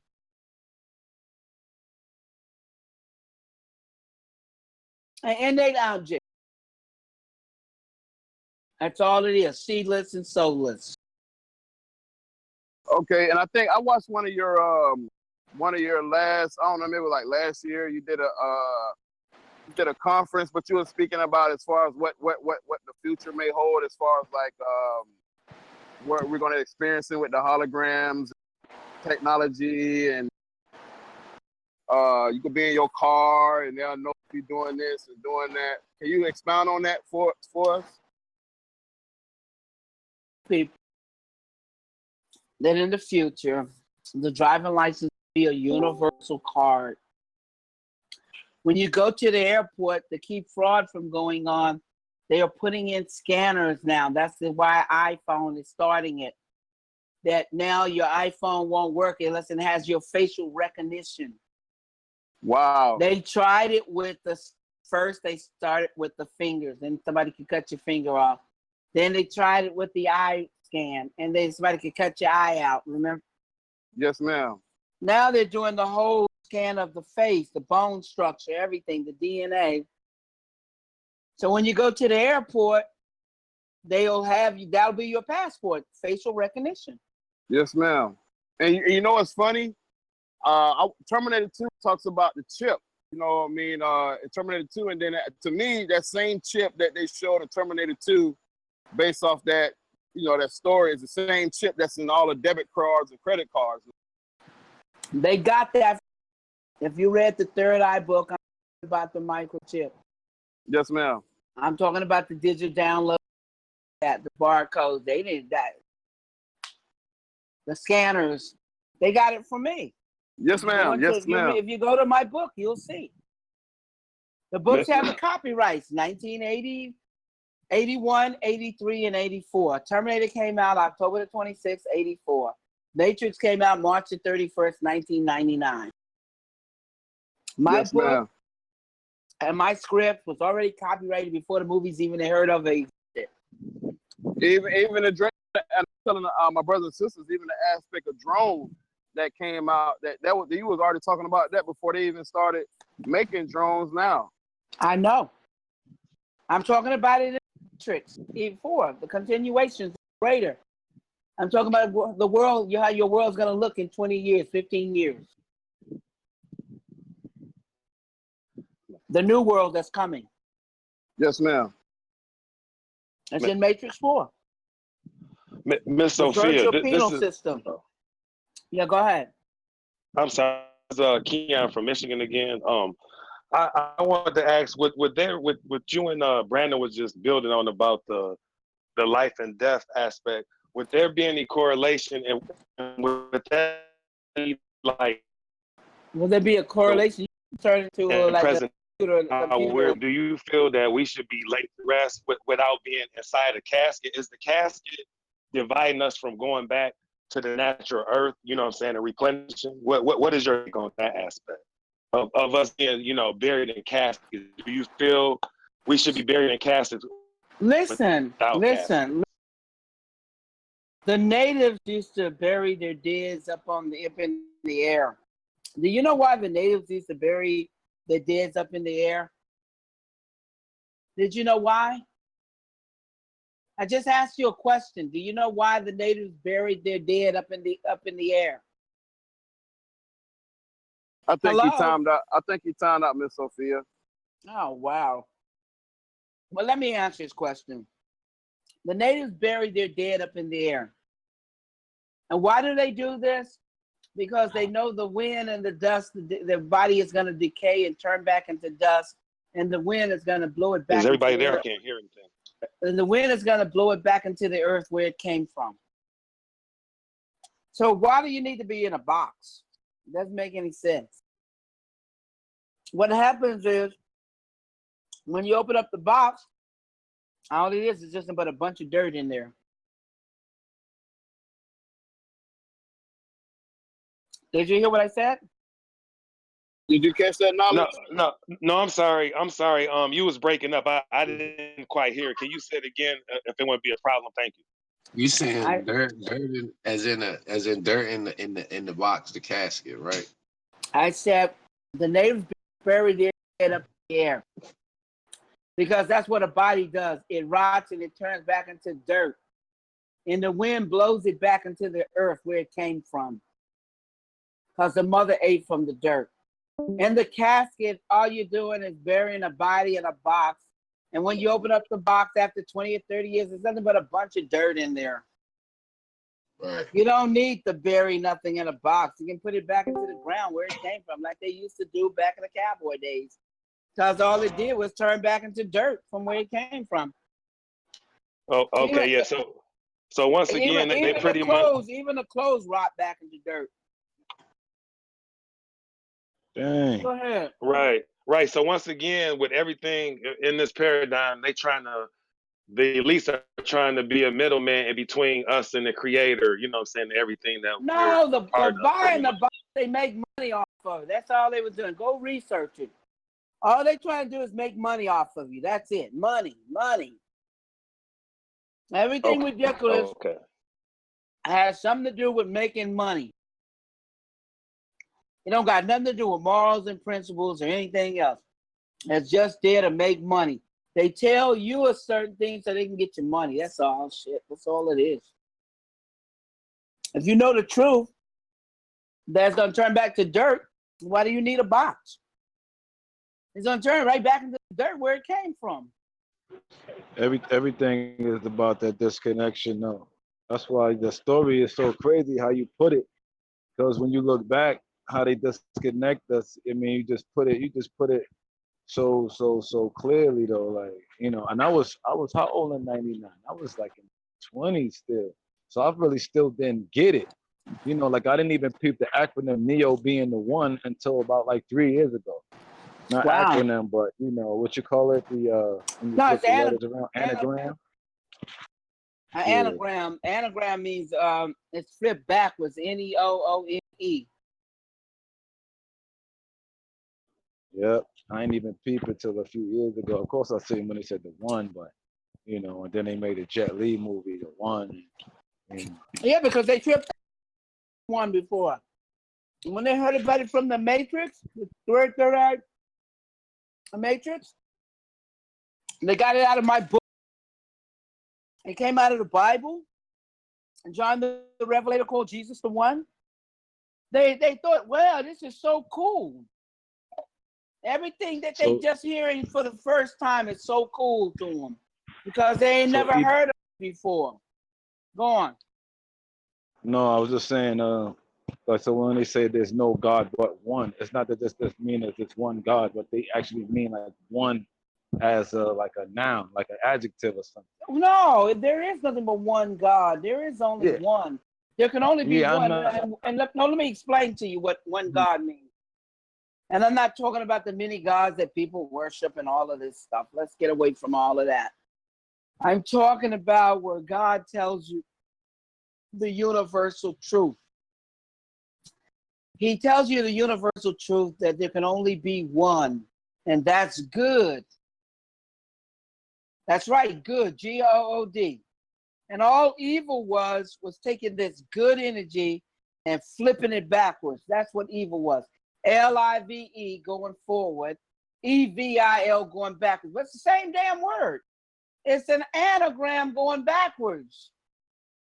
But going forward is L-I-V-E, just like the one is good. O-N-E, one going forward. N-E-O, neo going backwards. Well, neo, what is neo? Neo's nothing but an anagram going into the negative, going backwards. But a sneaky way of calling him the one. So God says there can only be one, and that man decided to see evil. And what was evil? He took that good energy and he went backwards. And that is what sin is. That is what evil is. That is what's bad and negative. Is that you're looking backwards and you're going in the wrong direction. Go on. Copy that. Now, just thinking about this character in the Bible called Melchizedek and Morpheus and stuff like that, but not sure whether or not that had any influence on that, or was it something? Look at the influence. Morpheus is metamorphosing, because that's what they do in the Matrix, right? Metamorphose. What do you think you do when you're coming out of the womb? You're metamorphosing. Because in the womb, what is it? What does a butterfly do? A butterfly is like a little worm, and he's edging on the worm. He goes into the cocoon, and when he comes out of the cocoon, he's a butterfly. He's evolved. He metamorphosed, and that's what man does. Man in the womb, he's swimming like a little fish with gills, and then he comes and he's in the womb doing this. He comes out of the womb. He's walking and then he's running. Then when he elevates into his fourth dimensional body, light body, he's flying, but he ain't Superman. He's levitating, the reversal of gravity. That's smooth. That's gold. Yeah, because this is what happens. It's more metamorphosing. All words have language. So talk to me about what's her name now. Trinity. If that's like the portal, that's the womb. Come on, Trinity is like an angel playing a role. And what is the Trinity? The Father, the Son, and the Holy Ghost, the Holy Spirit, the Trinity. And what are God's children? Three-dimensional beings. And what is it? What is it? What is it in the three-dimensional children? The first is astral body, right? which is called spirit. The second is the physical body, and the third is the soul. What is that? Father, Son, Holy Ghost. Father, Son, Holy Ghost. The spirit, the physical, the vibrations, the energy. The energy is physical. What? The soul is vibrations. You know what I'm talking about? And the astral body, the virtual body is spirit. The Trinity. 3D, three-dimensional children. God's children are 3D.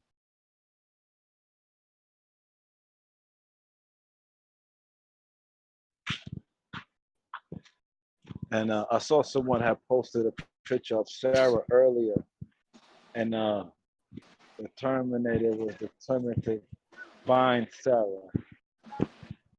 Well, the why he Terminator chose the name was Sarah. The Terminators want to kill the woman. The Terminator hears the oracle prophecy, and it's time traveling to kill the woman that's going to have the baby that's going to grow up and destroy their asses when they enslave mankind in the future. So this is why the Terminator has to time travel to the past so he can kill Sarah Connor. What is he doing? He's looking for Sarah Connor because Sarah Connor is going to have this baby that's going to destroy them. And then what is Kyle Reese? He's coming from the future to save Sarah Connor, and he falls in love with her, and he inadvertently gets her pregnant. And then he goes back to the future. Now it's the Immaculate Conception. Sarah Connor's got a baby. Where's the daddy? Then he's a man child. He sleeps consciously. He's a teenager. He's got long hair. He looks unisex.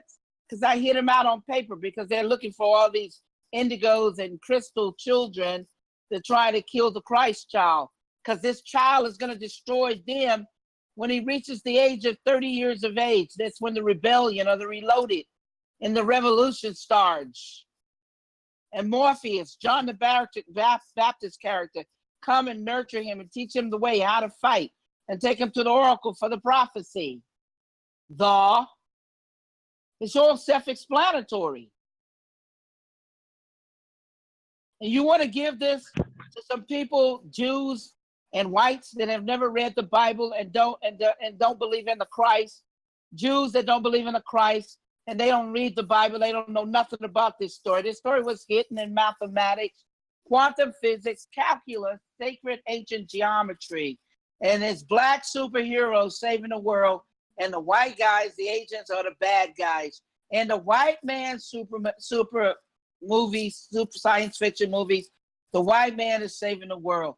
He's Superman, Spider-Man, Iron Man, Batman, and Rocky, saving the world. He doesn't need any help.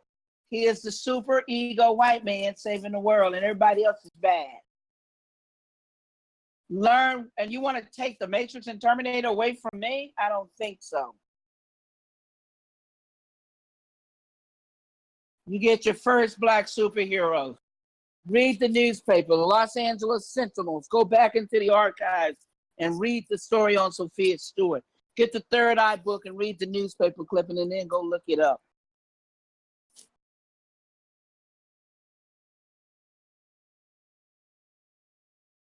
All right, I'm kind of lost now. Who's the black superhero?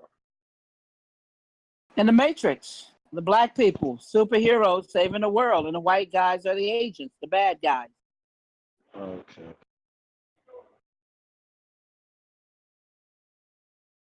I get it. Cause it remind me of this game that came out a couple years ago. It's called Near Automata.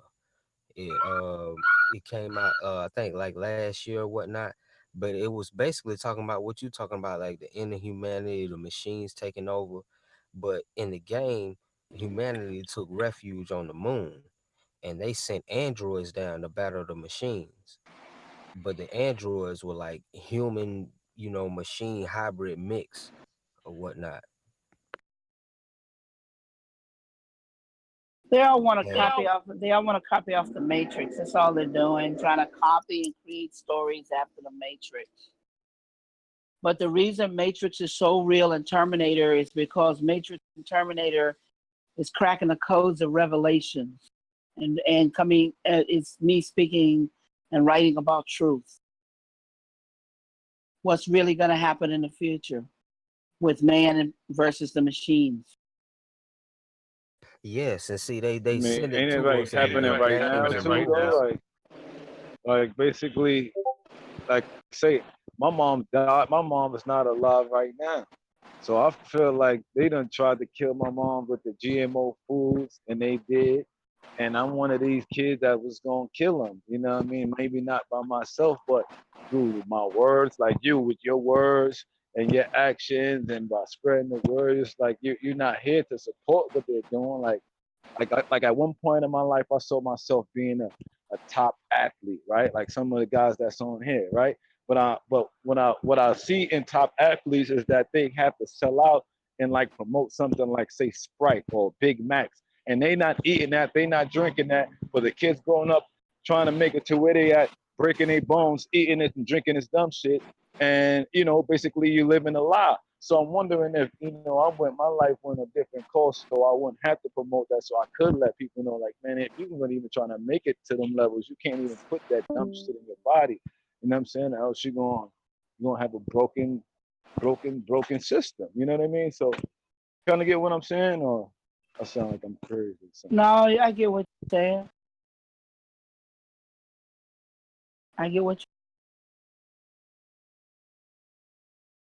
Yeah, man. But I feel like just them guys, a lot of them just get used, or like you said, like their soul, either like they take their soul away, like strip it down to there's nothing there. You know what I mean? Like say a Mike Tyson or somebody that has this raw talent, you just mold them or mold them in a way that they can't really grow and metamorphosize. You know what I mean? Or just use them as a tool or something. I don't Yes, but I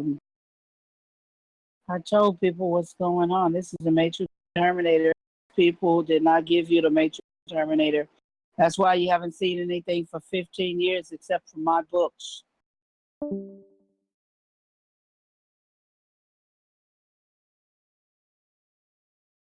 So very reason you haven't.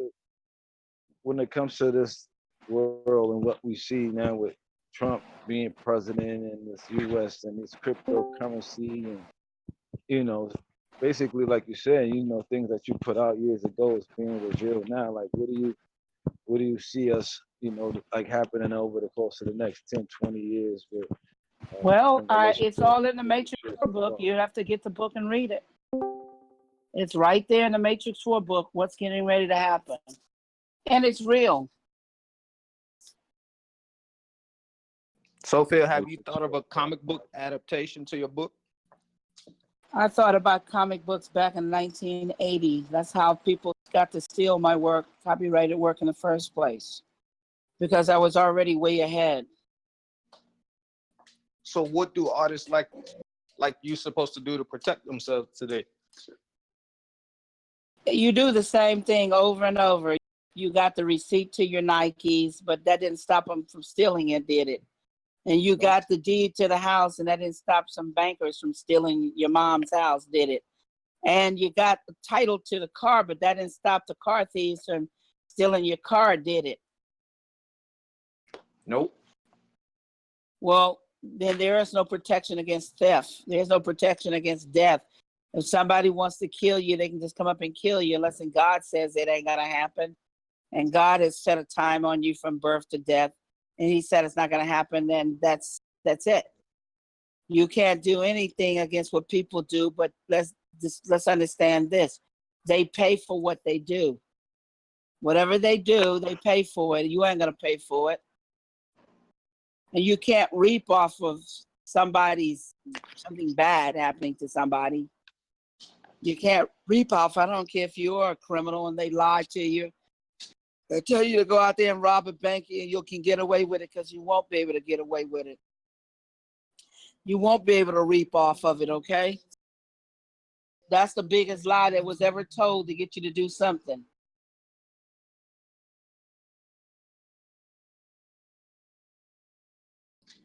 I understand that. But all you can do is copyright your work But you can't make the FBI and the DOJ do their jobs where they protect certain people, they don't protect you. That's something you might want to think about. You went out and paid for the copyrights, but who upholds that law to protecting your copyrights? If you go steal anything from the studio right now, I guarantee you the feds will be locking your ass up in a New York minute. You walk into a movie theater with Google glasses on, they're going to lock you up. You do a filming and you get caught, they're going to lock you up. You go out there and peddle some tape, bootleg tapes of music and DVDs or CDs, they're going to lock your ass up. How's that? Does that spell it out for you? So the same protection that they give the corporations and the banks and the studios, that's what they need to do for the people. And who make that happen? The people have to make that happen. They have to say something. We want equal protection. And that's how you know that I own the Matrix and Terminator, because I'm selling it. You don't see them locking my ass up. Okay, do you get it now? So I've already taught you something. That if it's yours and somebody steal it from you, then you can reap off it because it belongs to you. Okay, but how do you go about proving that it's yours? Because what I go back to thinking is your original idea was from the Bible. You already proved it, that it was yours. No, it ain't from the Bible. The Bible has its own words and expression. And when you write something that is different, that's your words and expression. Because there's no hologram clones in the Bible. There's no virtual image in the Bible. There's no body scanner, food scanners in the Bible. If it is, show it to me. If you see a Terminator in there, show it to me. There's time traveling. And a red and the blue pill. Okay. Show it to me. Okay? No, I understand what you're saying. Sis. It's a form of it. No, listen. It's a form of expression. That is what the copyrights protect. That is what makes it yours. Not no ideas, but what you wrote. A script and a book. Right. I graphics, understand what you're saying. Special effects, characters. My next question is, what makes your case that you had with the brothers, did they take verbatim, like they actually did, right? Took if you go right now, go and look at the Library of Congress, you won't see nothing written by them in there. You ain't never read nothing they wrote ever. They don't got no books out. They don't got nothing in the Library of Congress. Neither does James Cameron. They don't own they don't have no portfolio. They don't have shit in there. They don't even have a copyright. Okay. How do I know? Because I can send it over to you. Email me, send it to you, and you can look at it, what's entered into the courts. They don't have nothing. Why you think I won? So they just came out of nowhere pretty much with that idea. They claimed that it was there. They didn't come out pretty much nowhere. They used source work. They used my script and my book, my characters, my graphics, my special effects, my plot, my concept. You can't come out of nowhere with nothing. Hell, when the writers go on strike, you get the Smurf, you get the Three Stooges, you get King Kong, you get Tarzan. What's wrong with you? Hell, if the writers are not writing, hell, why would you need the writers if you can pull it out of your ass? What do you need writers for? If you can just get it out of the air. If it comes out of nowhere. This happens across the industry everywhere, right? What happens? These ideas. There are no ideas. Ideas thought. They steal scripts and books. They steal scripts and books. They're called source work. You can't steal somebody's damn thoughts. That's what an idea is, a thought. Right. So they take a thought has to become something materialized. What is the material stuff? It's a script or a book. So they take the source code and creating something from that. Well, you can't create nothing if you're an architect and you build the damn Brooklyn Bridge. You have to have a damn blueprint in order for the damn contractor to build the damn bridge. If the architect don't build the blueprint, what the hell is the little worker ants and little worker bees are gonna do? If there's no damn blueprint, what is the damn contractor gonna do if it ain't no damn blueprint? What does the architect and the engineer do? The engineer has the blueprints for the damn car. What the people on the assembly line, they can't build the damn car if it ain't no blueprint by the engineer.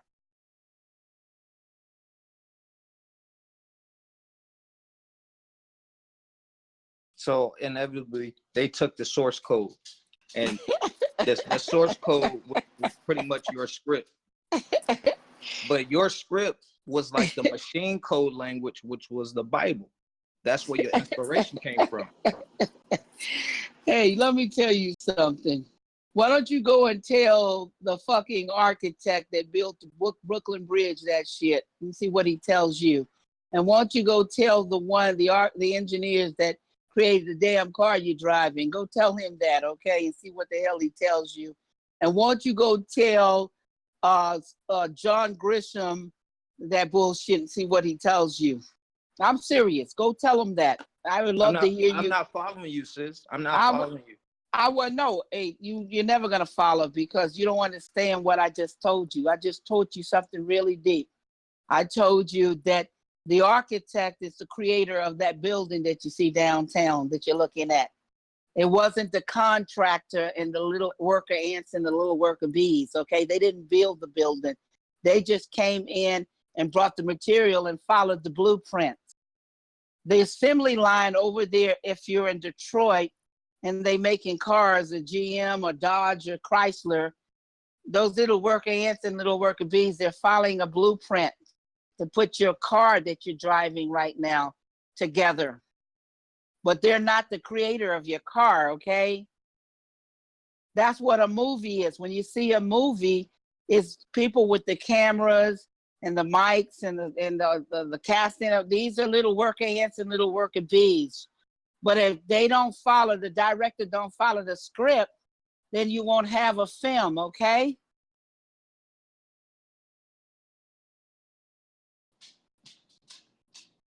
Oh yeah, we follow you. Well, I have to teach because hell, nobody's taught. Seems like they taught you guys this. Or y'all got it or y'all heard it, but y'all didn't understand what was going on.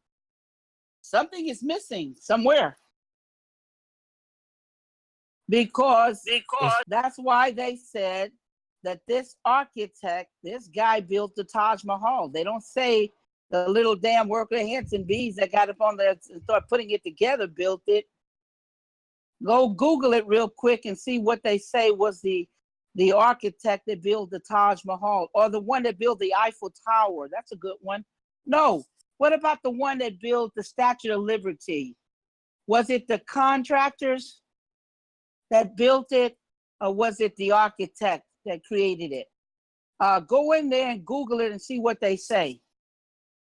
See if they gave credit to the contractors.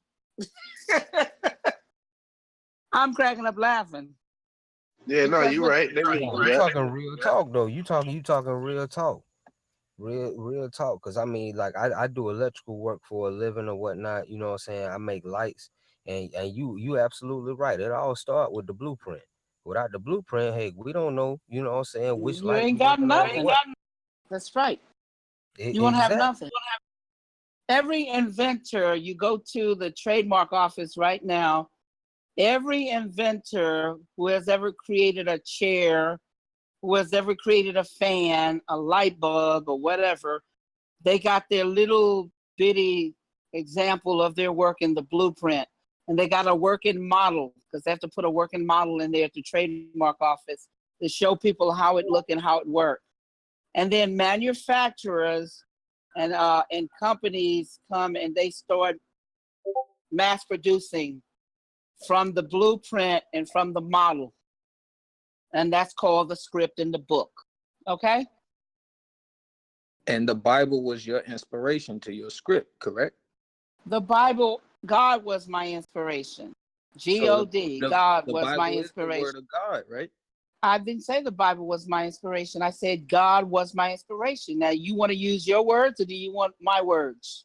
I don't Can I know ask you the a quick difference is. question? Because when you go in my book, the third eye book, it says that my work and my inspiration came from God.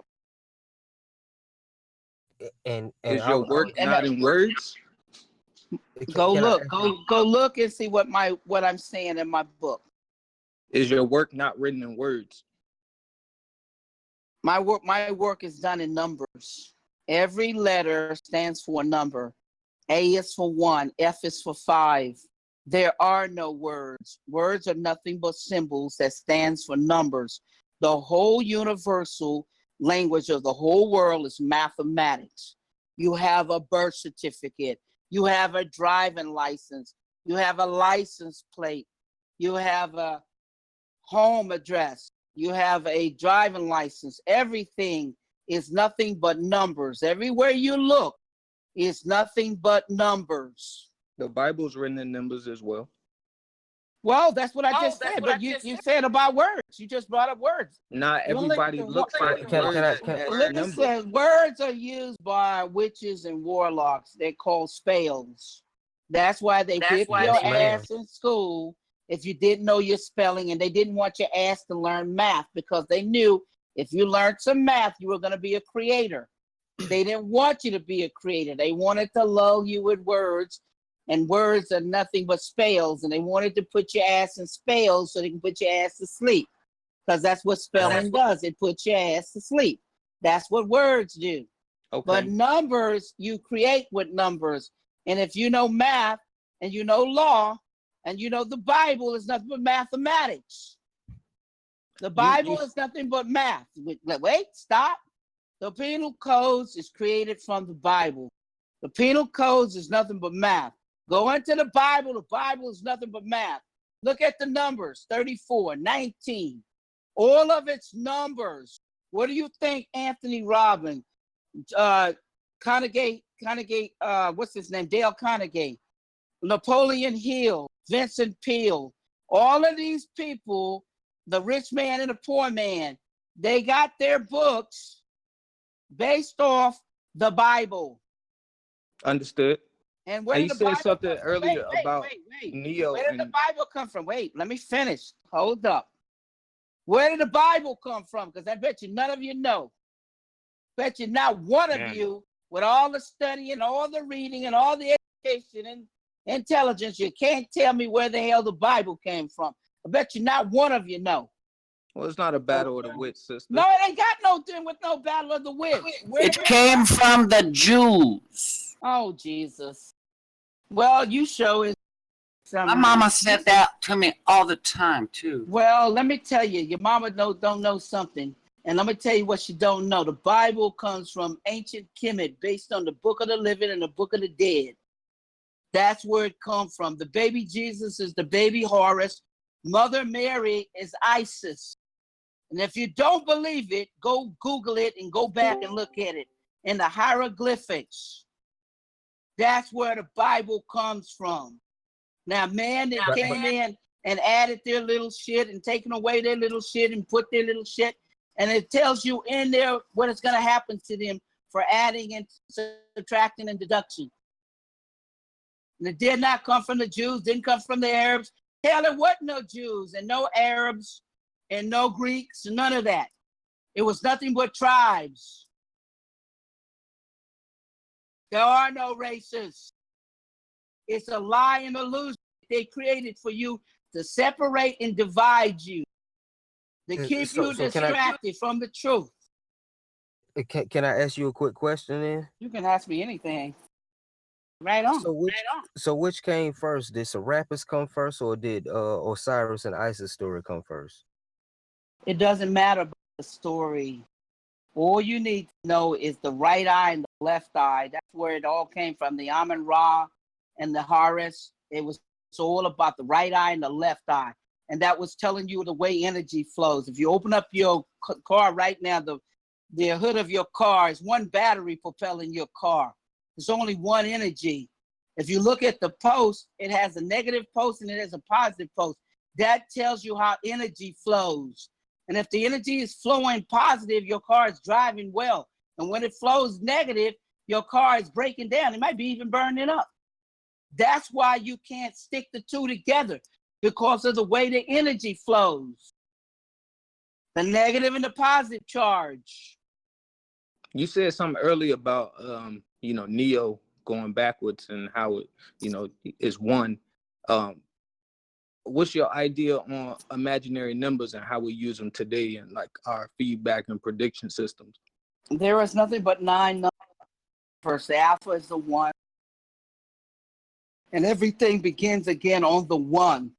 And the 0 is the infinity. That's why you see the number 8. It's a little 0 sitting on another 0.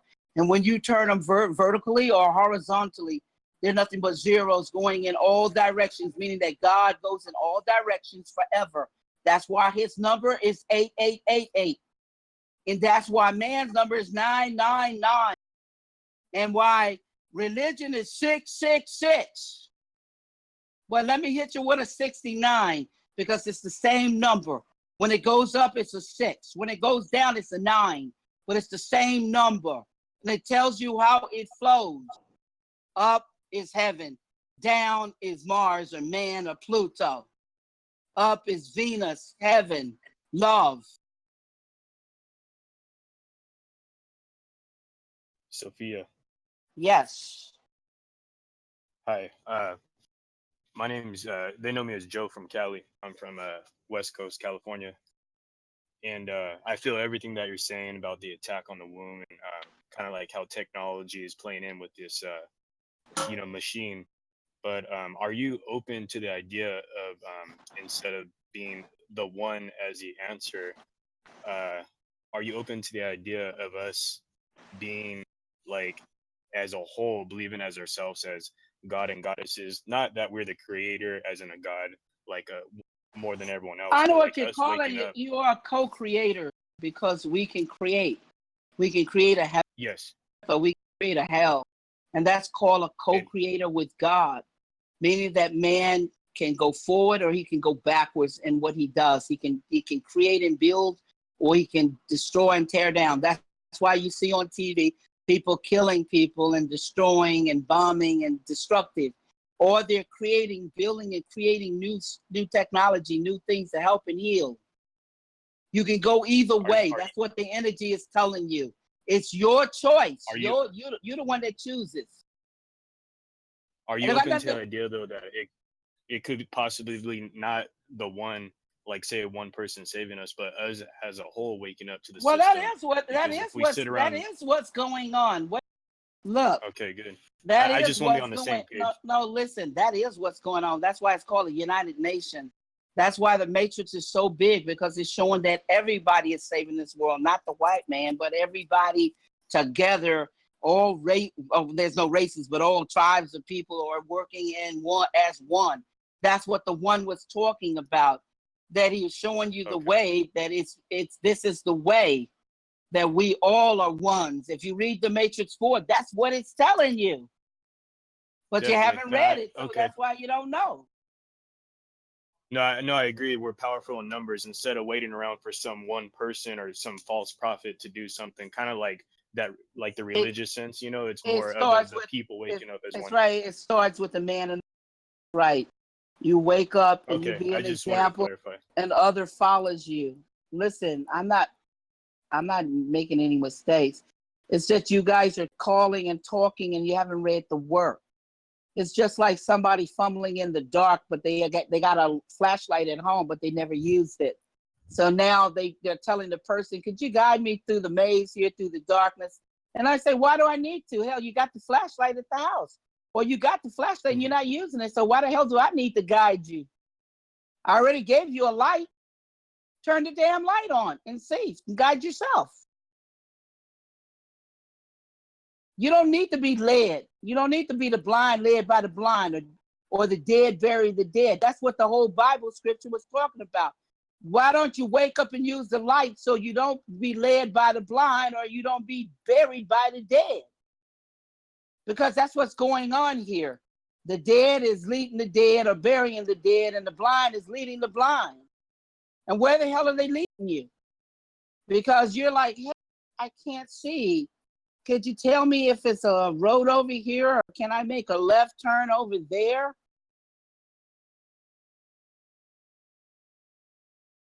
Definitely. That's why we're all back here too. You know, we're trying to get away from all the stuff, and we're just, you know, back here building, and we're looking for answers from within. Now, you know, we're trying to, you know what Yeah, I'm but saying? I'm saying that I I'm not appreciate it. anybody or wake anybody up or turn atheists into believers to lead them. All I'm saying is the matrix. This world is not what it appears to be. So why don't you investigate and explore and see what's really going on? That's what the matrix is telling you. Am I lying or not? The matrix is telling you to wake up. Yeah, facts. Yeah, I'm giving you something to look at things differently. Because if you see this differently, then what else am I missing? Because you know what? Somebody they didn't teach me that. They gave me a piece of that, but they didn't give me the big picture. Wait a minute. Sophia is telling me something that I didn't see before. Oh, now I'm getting it. Now the light bulb is coming on. So now I can see the whole big picture. Now I can see the whole yard. Because now I can see because the light is on. You need a light bulb. You need a flashlight. But somebody can't make you turn the light on, the switch on, or use the flashlight. That's something you got to want to do. That's why I told you to go Google it, go look, go to YouTube, go look at shit, go examine. So that way you can see through the illusions, you can see through the lies. You can see that people that want your ass sleep is not going to try to wake you up. They can harvest you if you sleep. They can't harvest you if you're awake. They can't take your choices from you unless they can fool you into giving them to them. They already know the law. They can't make you do anything, but they can deceive you into giving up your choices. So I'm trying to wake you up and so you can say, no, that's my choice and I'm not doing that. Sophia, if I can Yes. cut in. Hi, Yes. this is Empress Lou again from the West Coast. I just wanted to mention that a lot of us are here because we discovered that this what NASA and the shape of the Earth and what they were teaching us about the globe was actually a huge deception, and we all kind of came together through breaking that deception and discussing it further, and that kind of led a lot of us to, you know, the different deceptions and where we have to watch the veil, you know, covering over our eyes, because the flat earth deception was huge for some of us, or all of us, I would say, all of us that are here. That's how I met a lot of these brothers, is because we were, you know, connected through the deceptions, or through breaking the deceptions, and that's why we were all really excited. I know I was, to hear Well, you. let me tell you something. I appreciate what you're saying, and I want to say something because I know where you're going. I want to tell you guys something. In another 70, maybe another 75 years, everybody that knows the truth about what's going on here is going to be dead. In another 75 years, maybe possibly 100, everybody that knows the truth is going to be dead. So if you guys, the millennials and the Gen X, do not get it, it's going to be pitiful here. That's right. If y'all don't find out the truth now, this is why the Matrix and Terminator was created, to wake you up so you can find out the truth before it's too late. Because the new world is coming, and it's going to be holograms, and it's going to be virtue, and it's going to be a whole nother world that these people that came here 50, 60, 70, 80 years ago, because the Queen of England, she's 92 years old, her husband's 97. Now, those people, they've lived almost 100 years. You know what I'm talking about? So they know the truth that you guys will never, or myself, fathom. They seen the truth. They lived that truth. And all the stuff start changing because once a certain, once the baby boomers are gone, it's over. So if you guys don't see the truth now, it's going to be terrible for you. And I'm not joking. I'm telling the truth. You're going to remember that I spoke the truth here today. I just told you when the baby boomers are all going to be gone in 75 years to 100. They're all going to be gone. because they can live up to 120 years, the baby boomers. And you can look right now, Google it. Queen Elizabeth is 92. Her husband, Philip, is 97. And Philip is 3 years from 100. He's a whole century. He's been here a whole century almost. So he's seen all kinds of stuff, and he experienced all kinds of stuff. So all of this stuff that y'all are getting now is to trick y'all, to deceive y'all, because y'all are the ones that are going to be ruling the world coming up pretty soon. In less than 75 to 100 years, you'll see what I'm talking about. If you don't get it now, you're going to be in the matrix for sure. Oh, we definitely with you, because you know, in just another couple years, you know, they coming out with the new IDs. You know, the what is it? The universal IDs. Whatever you have to scan. Yeah, well, to I get was the talking, but I was talking about it a long time ago. Remember it on my interviews? Hey, it'll be here in 2019. They said it would be by 2019. Back in, they were. Yeah, they are. Yeah. Yeah, well, Well, I'm here in pretty Florida. sure.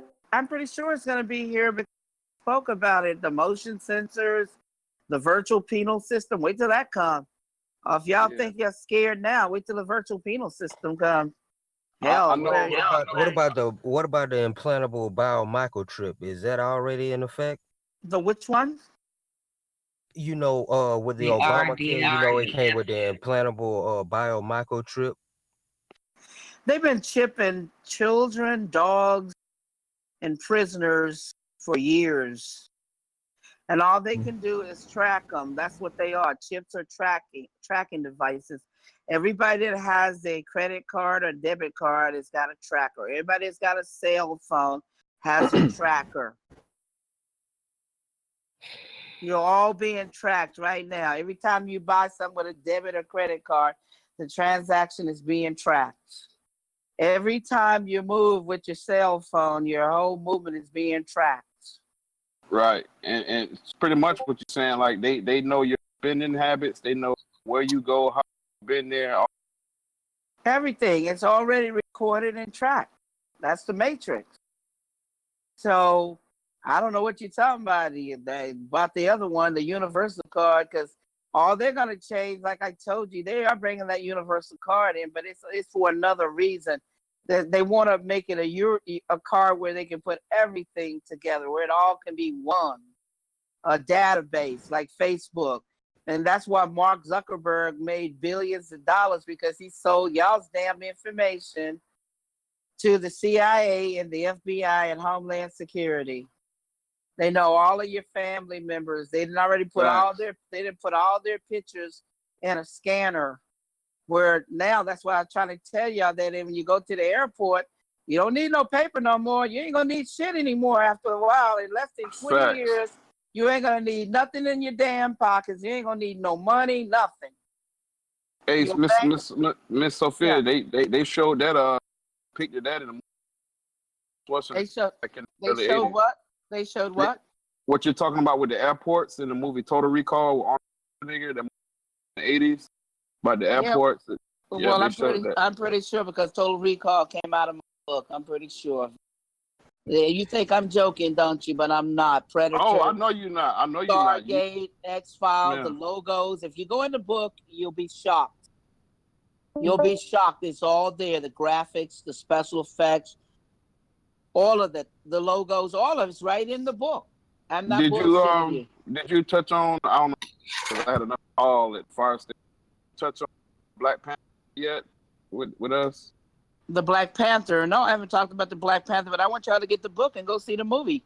My book has been out since 2010 for 8 years. The fans that have been my loyal fans, they know what's going on. If even cops in Homeland Security and FBI got autographed copies of my book, they know what's going on. People that are about the truth, they come and they tell me the truth. But you guys need to get it and see it, because you're not going to believe it until you get it and you see it. And go look at everything. Look at the year. Look at the date. Look at the copyrights. The copyrights are in the book. Look at everything. The truth. We need to know the truth. That's why we ask you like sometimes very specific questions. Miss Yeah, Stewart, this but you need to see the truth with your own eyes too. Hi, Miss Sophia. My name is Nikki. I'm from California. Yeah, hi Nikki, how you doing?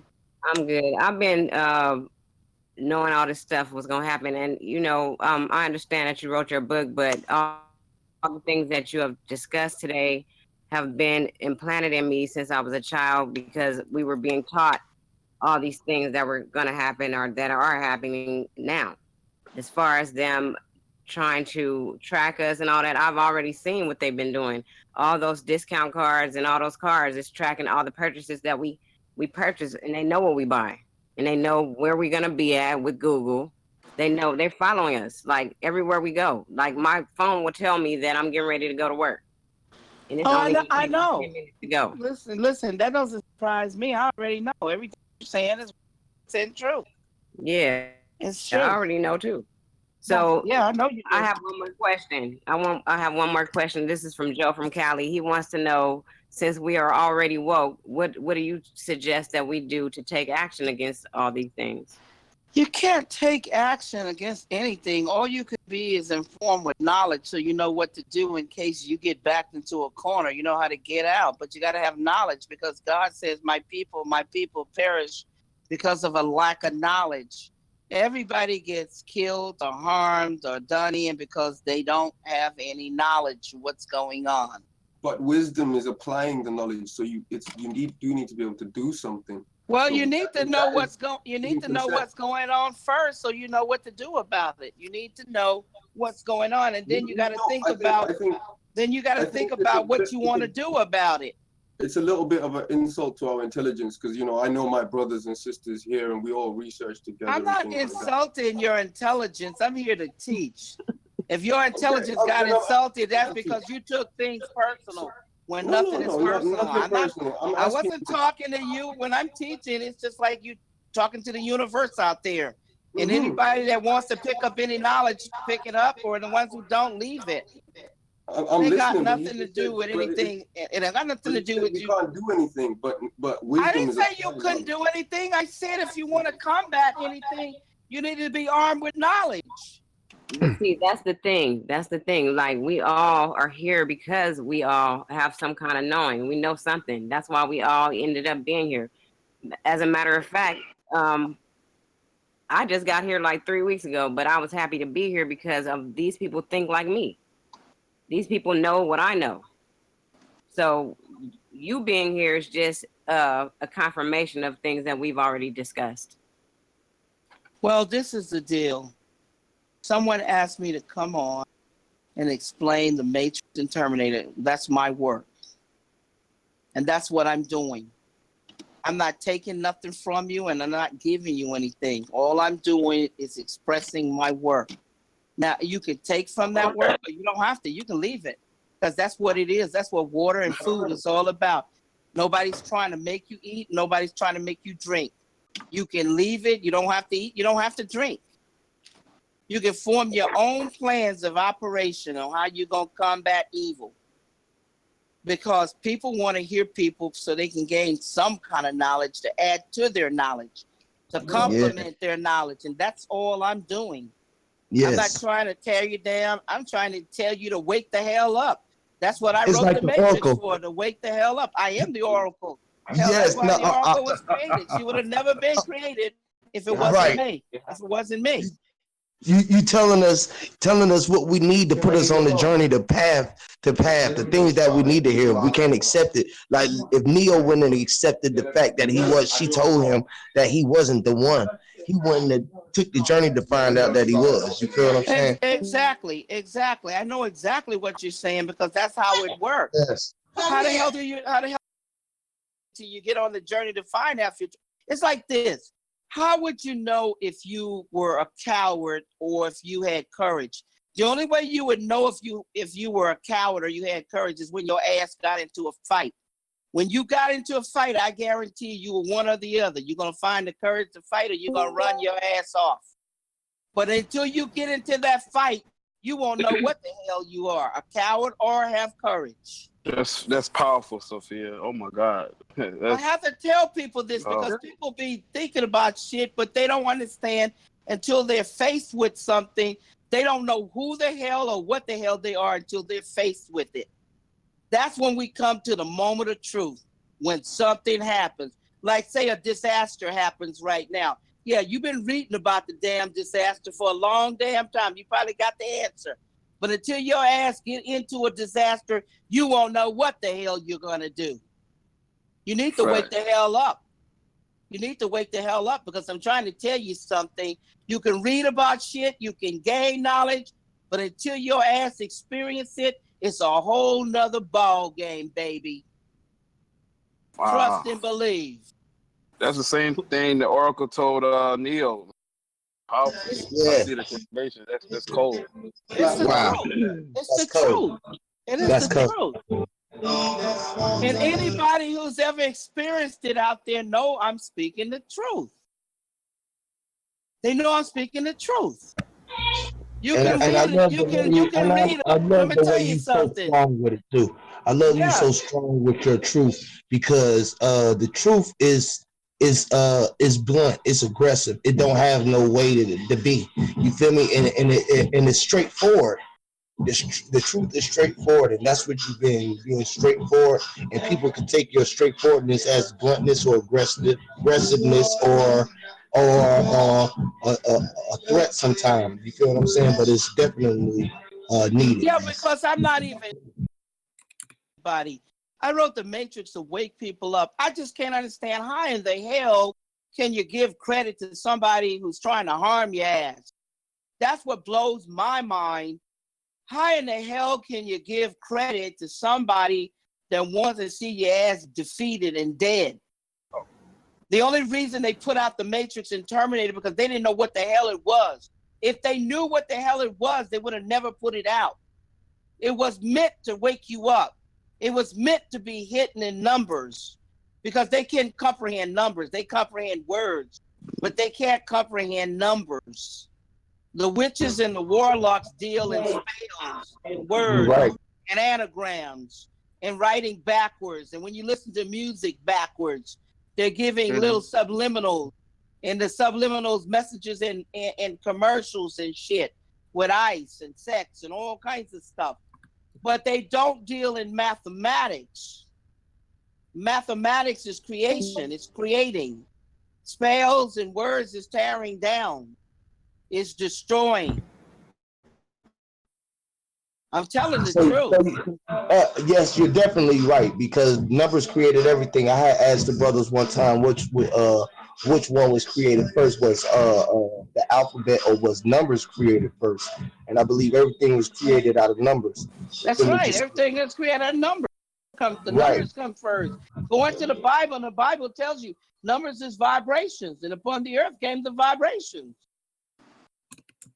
Yes, and that's what you said. That's why you was talking about the harmonic tones and frequencies and things of that nature. And it's about being in harmony, because harmonic tone is the music, is the vibration, is what creates. I mean, everything moves off of vibrations and frequency, tones, and things of that nature.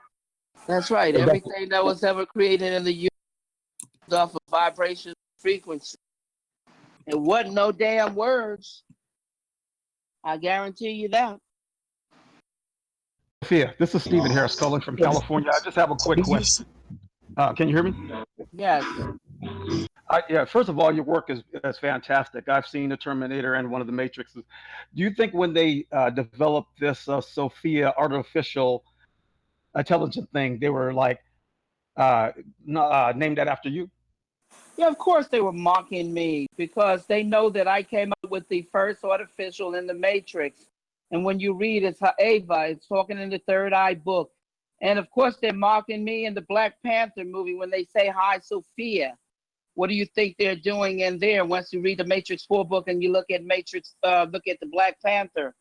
Yes, it's they naming the artificial, some of the artificial, another machine, Sophia. They're naming another one, Sophia. That's what they're doing. They always want to name anything after the creator. You know that. They name, like, look at the Tesla car, named after Tesla. Of the book or how much of your script would you say they stole? They stole it word from word, or did they change some things around to try to? I'm not gonna answer that. Why don't you read and find out, and then I come got you. back and get me and tell me, Sophia, gosh, I see what they did to you. Why don't you do that? Yeah, cause this is new to me. That So would be better. No, but don't you see that would be better, because if you go in agree. there and you look at the movie and you read the book and you can come back and you can say, wow, I see what the hell they did. To me, that's phenomenal when people come back, and people have done that. They've read the book and come to me, and I've done millions of interviews. I'm gonna be interviewing always. You can have me back on the show just to ask me questions. I even told the hostess to tell people to get the book and read it before I come on, so they can ask me questions that they don't have to ask the same questions that people ask me a million. You go on YouTube, answered that. I've done over 4,000 media interviews. I've been interviewing nonstop for 15 years since ABC broke my story October the 17th, 2003. And guess what? About 2,000 of those interviews is the same damn questions that you're asking I imagine, yeah. that I've already answered.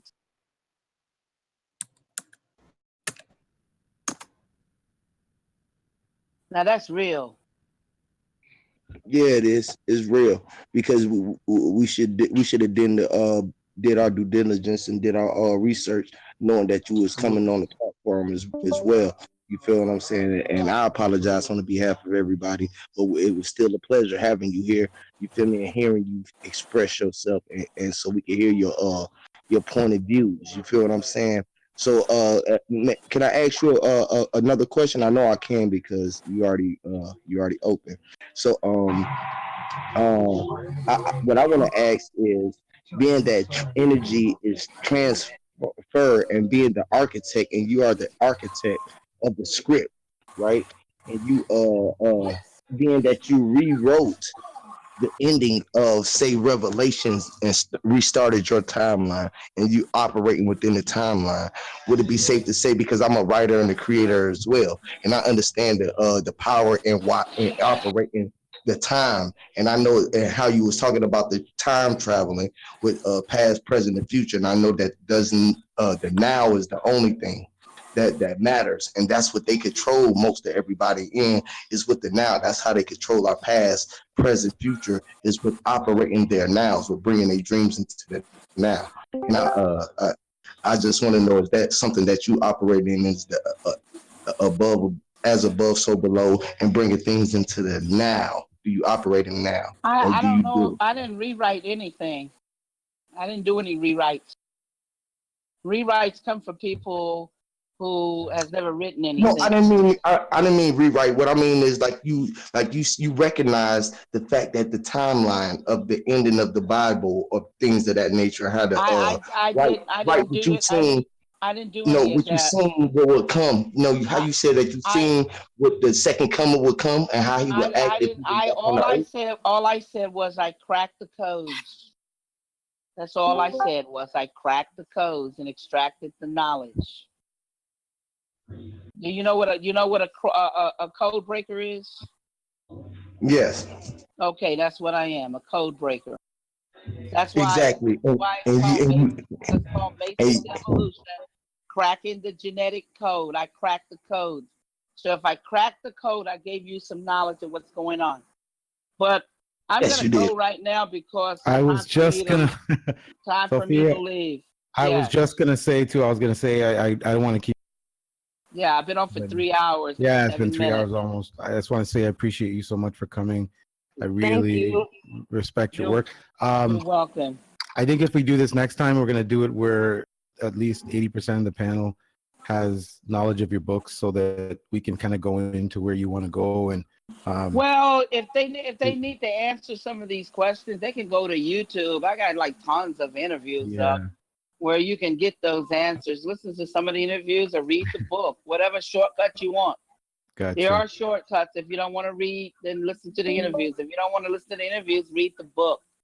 But then when I come back on, please ask me some questions that you don't understand in the book, or something you heard on the interview and you didn't understand, but not the same thing I've heard a million times that Gotcha. I've already given answers to. I appreciate your Miss time, Sophia. man. Yes. This is Brandon. I just wanted to let you know that even though it's been almost 5 years, it's always a pleasure to hear your voice again, and I can't wait to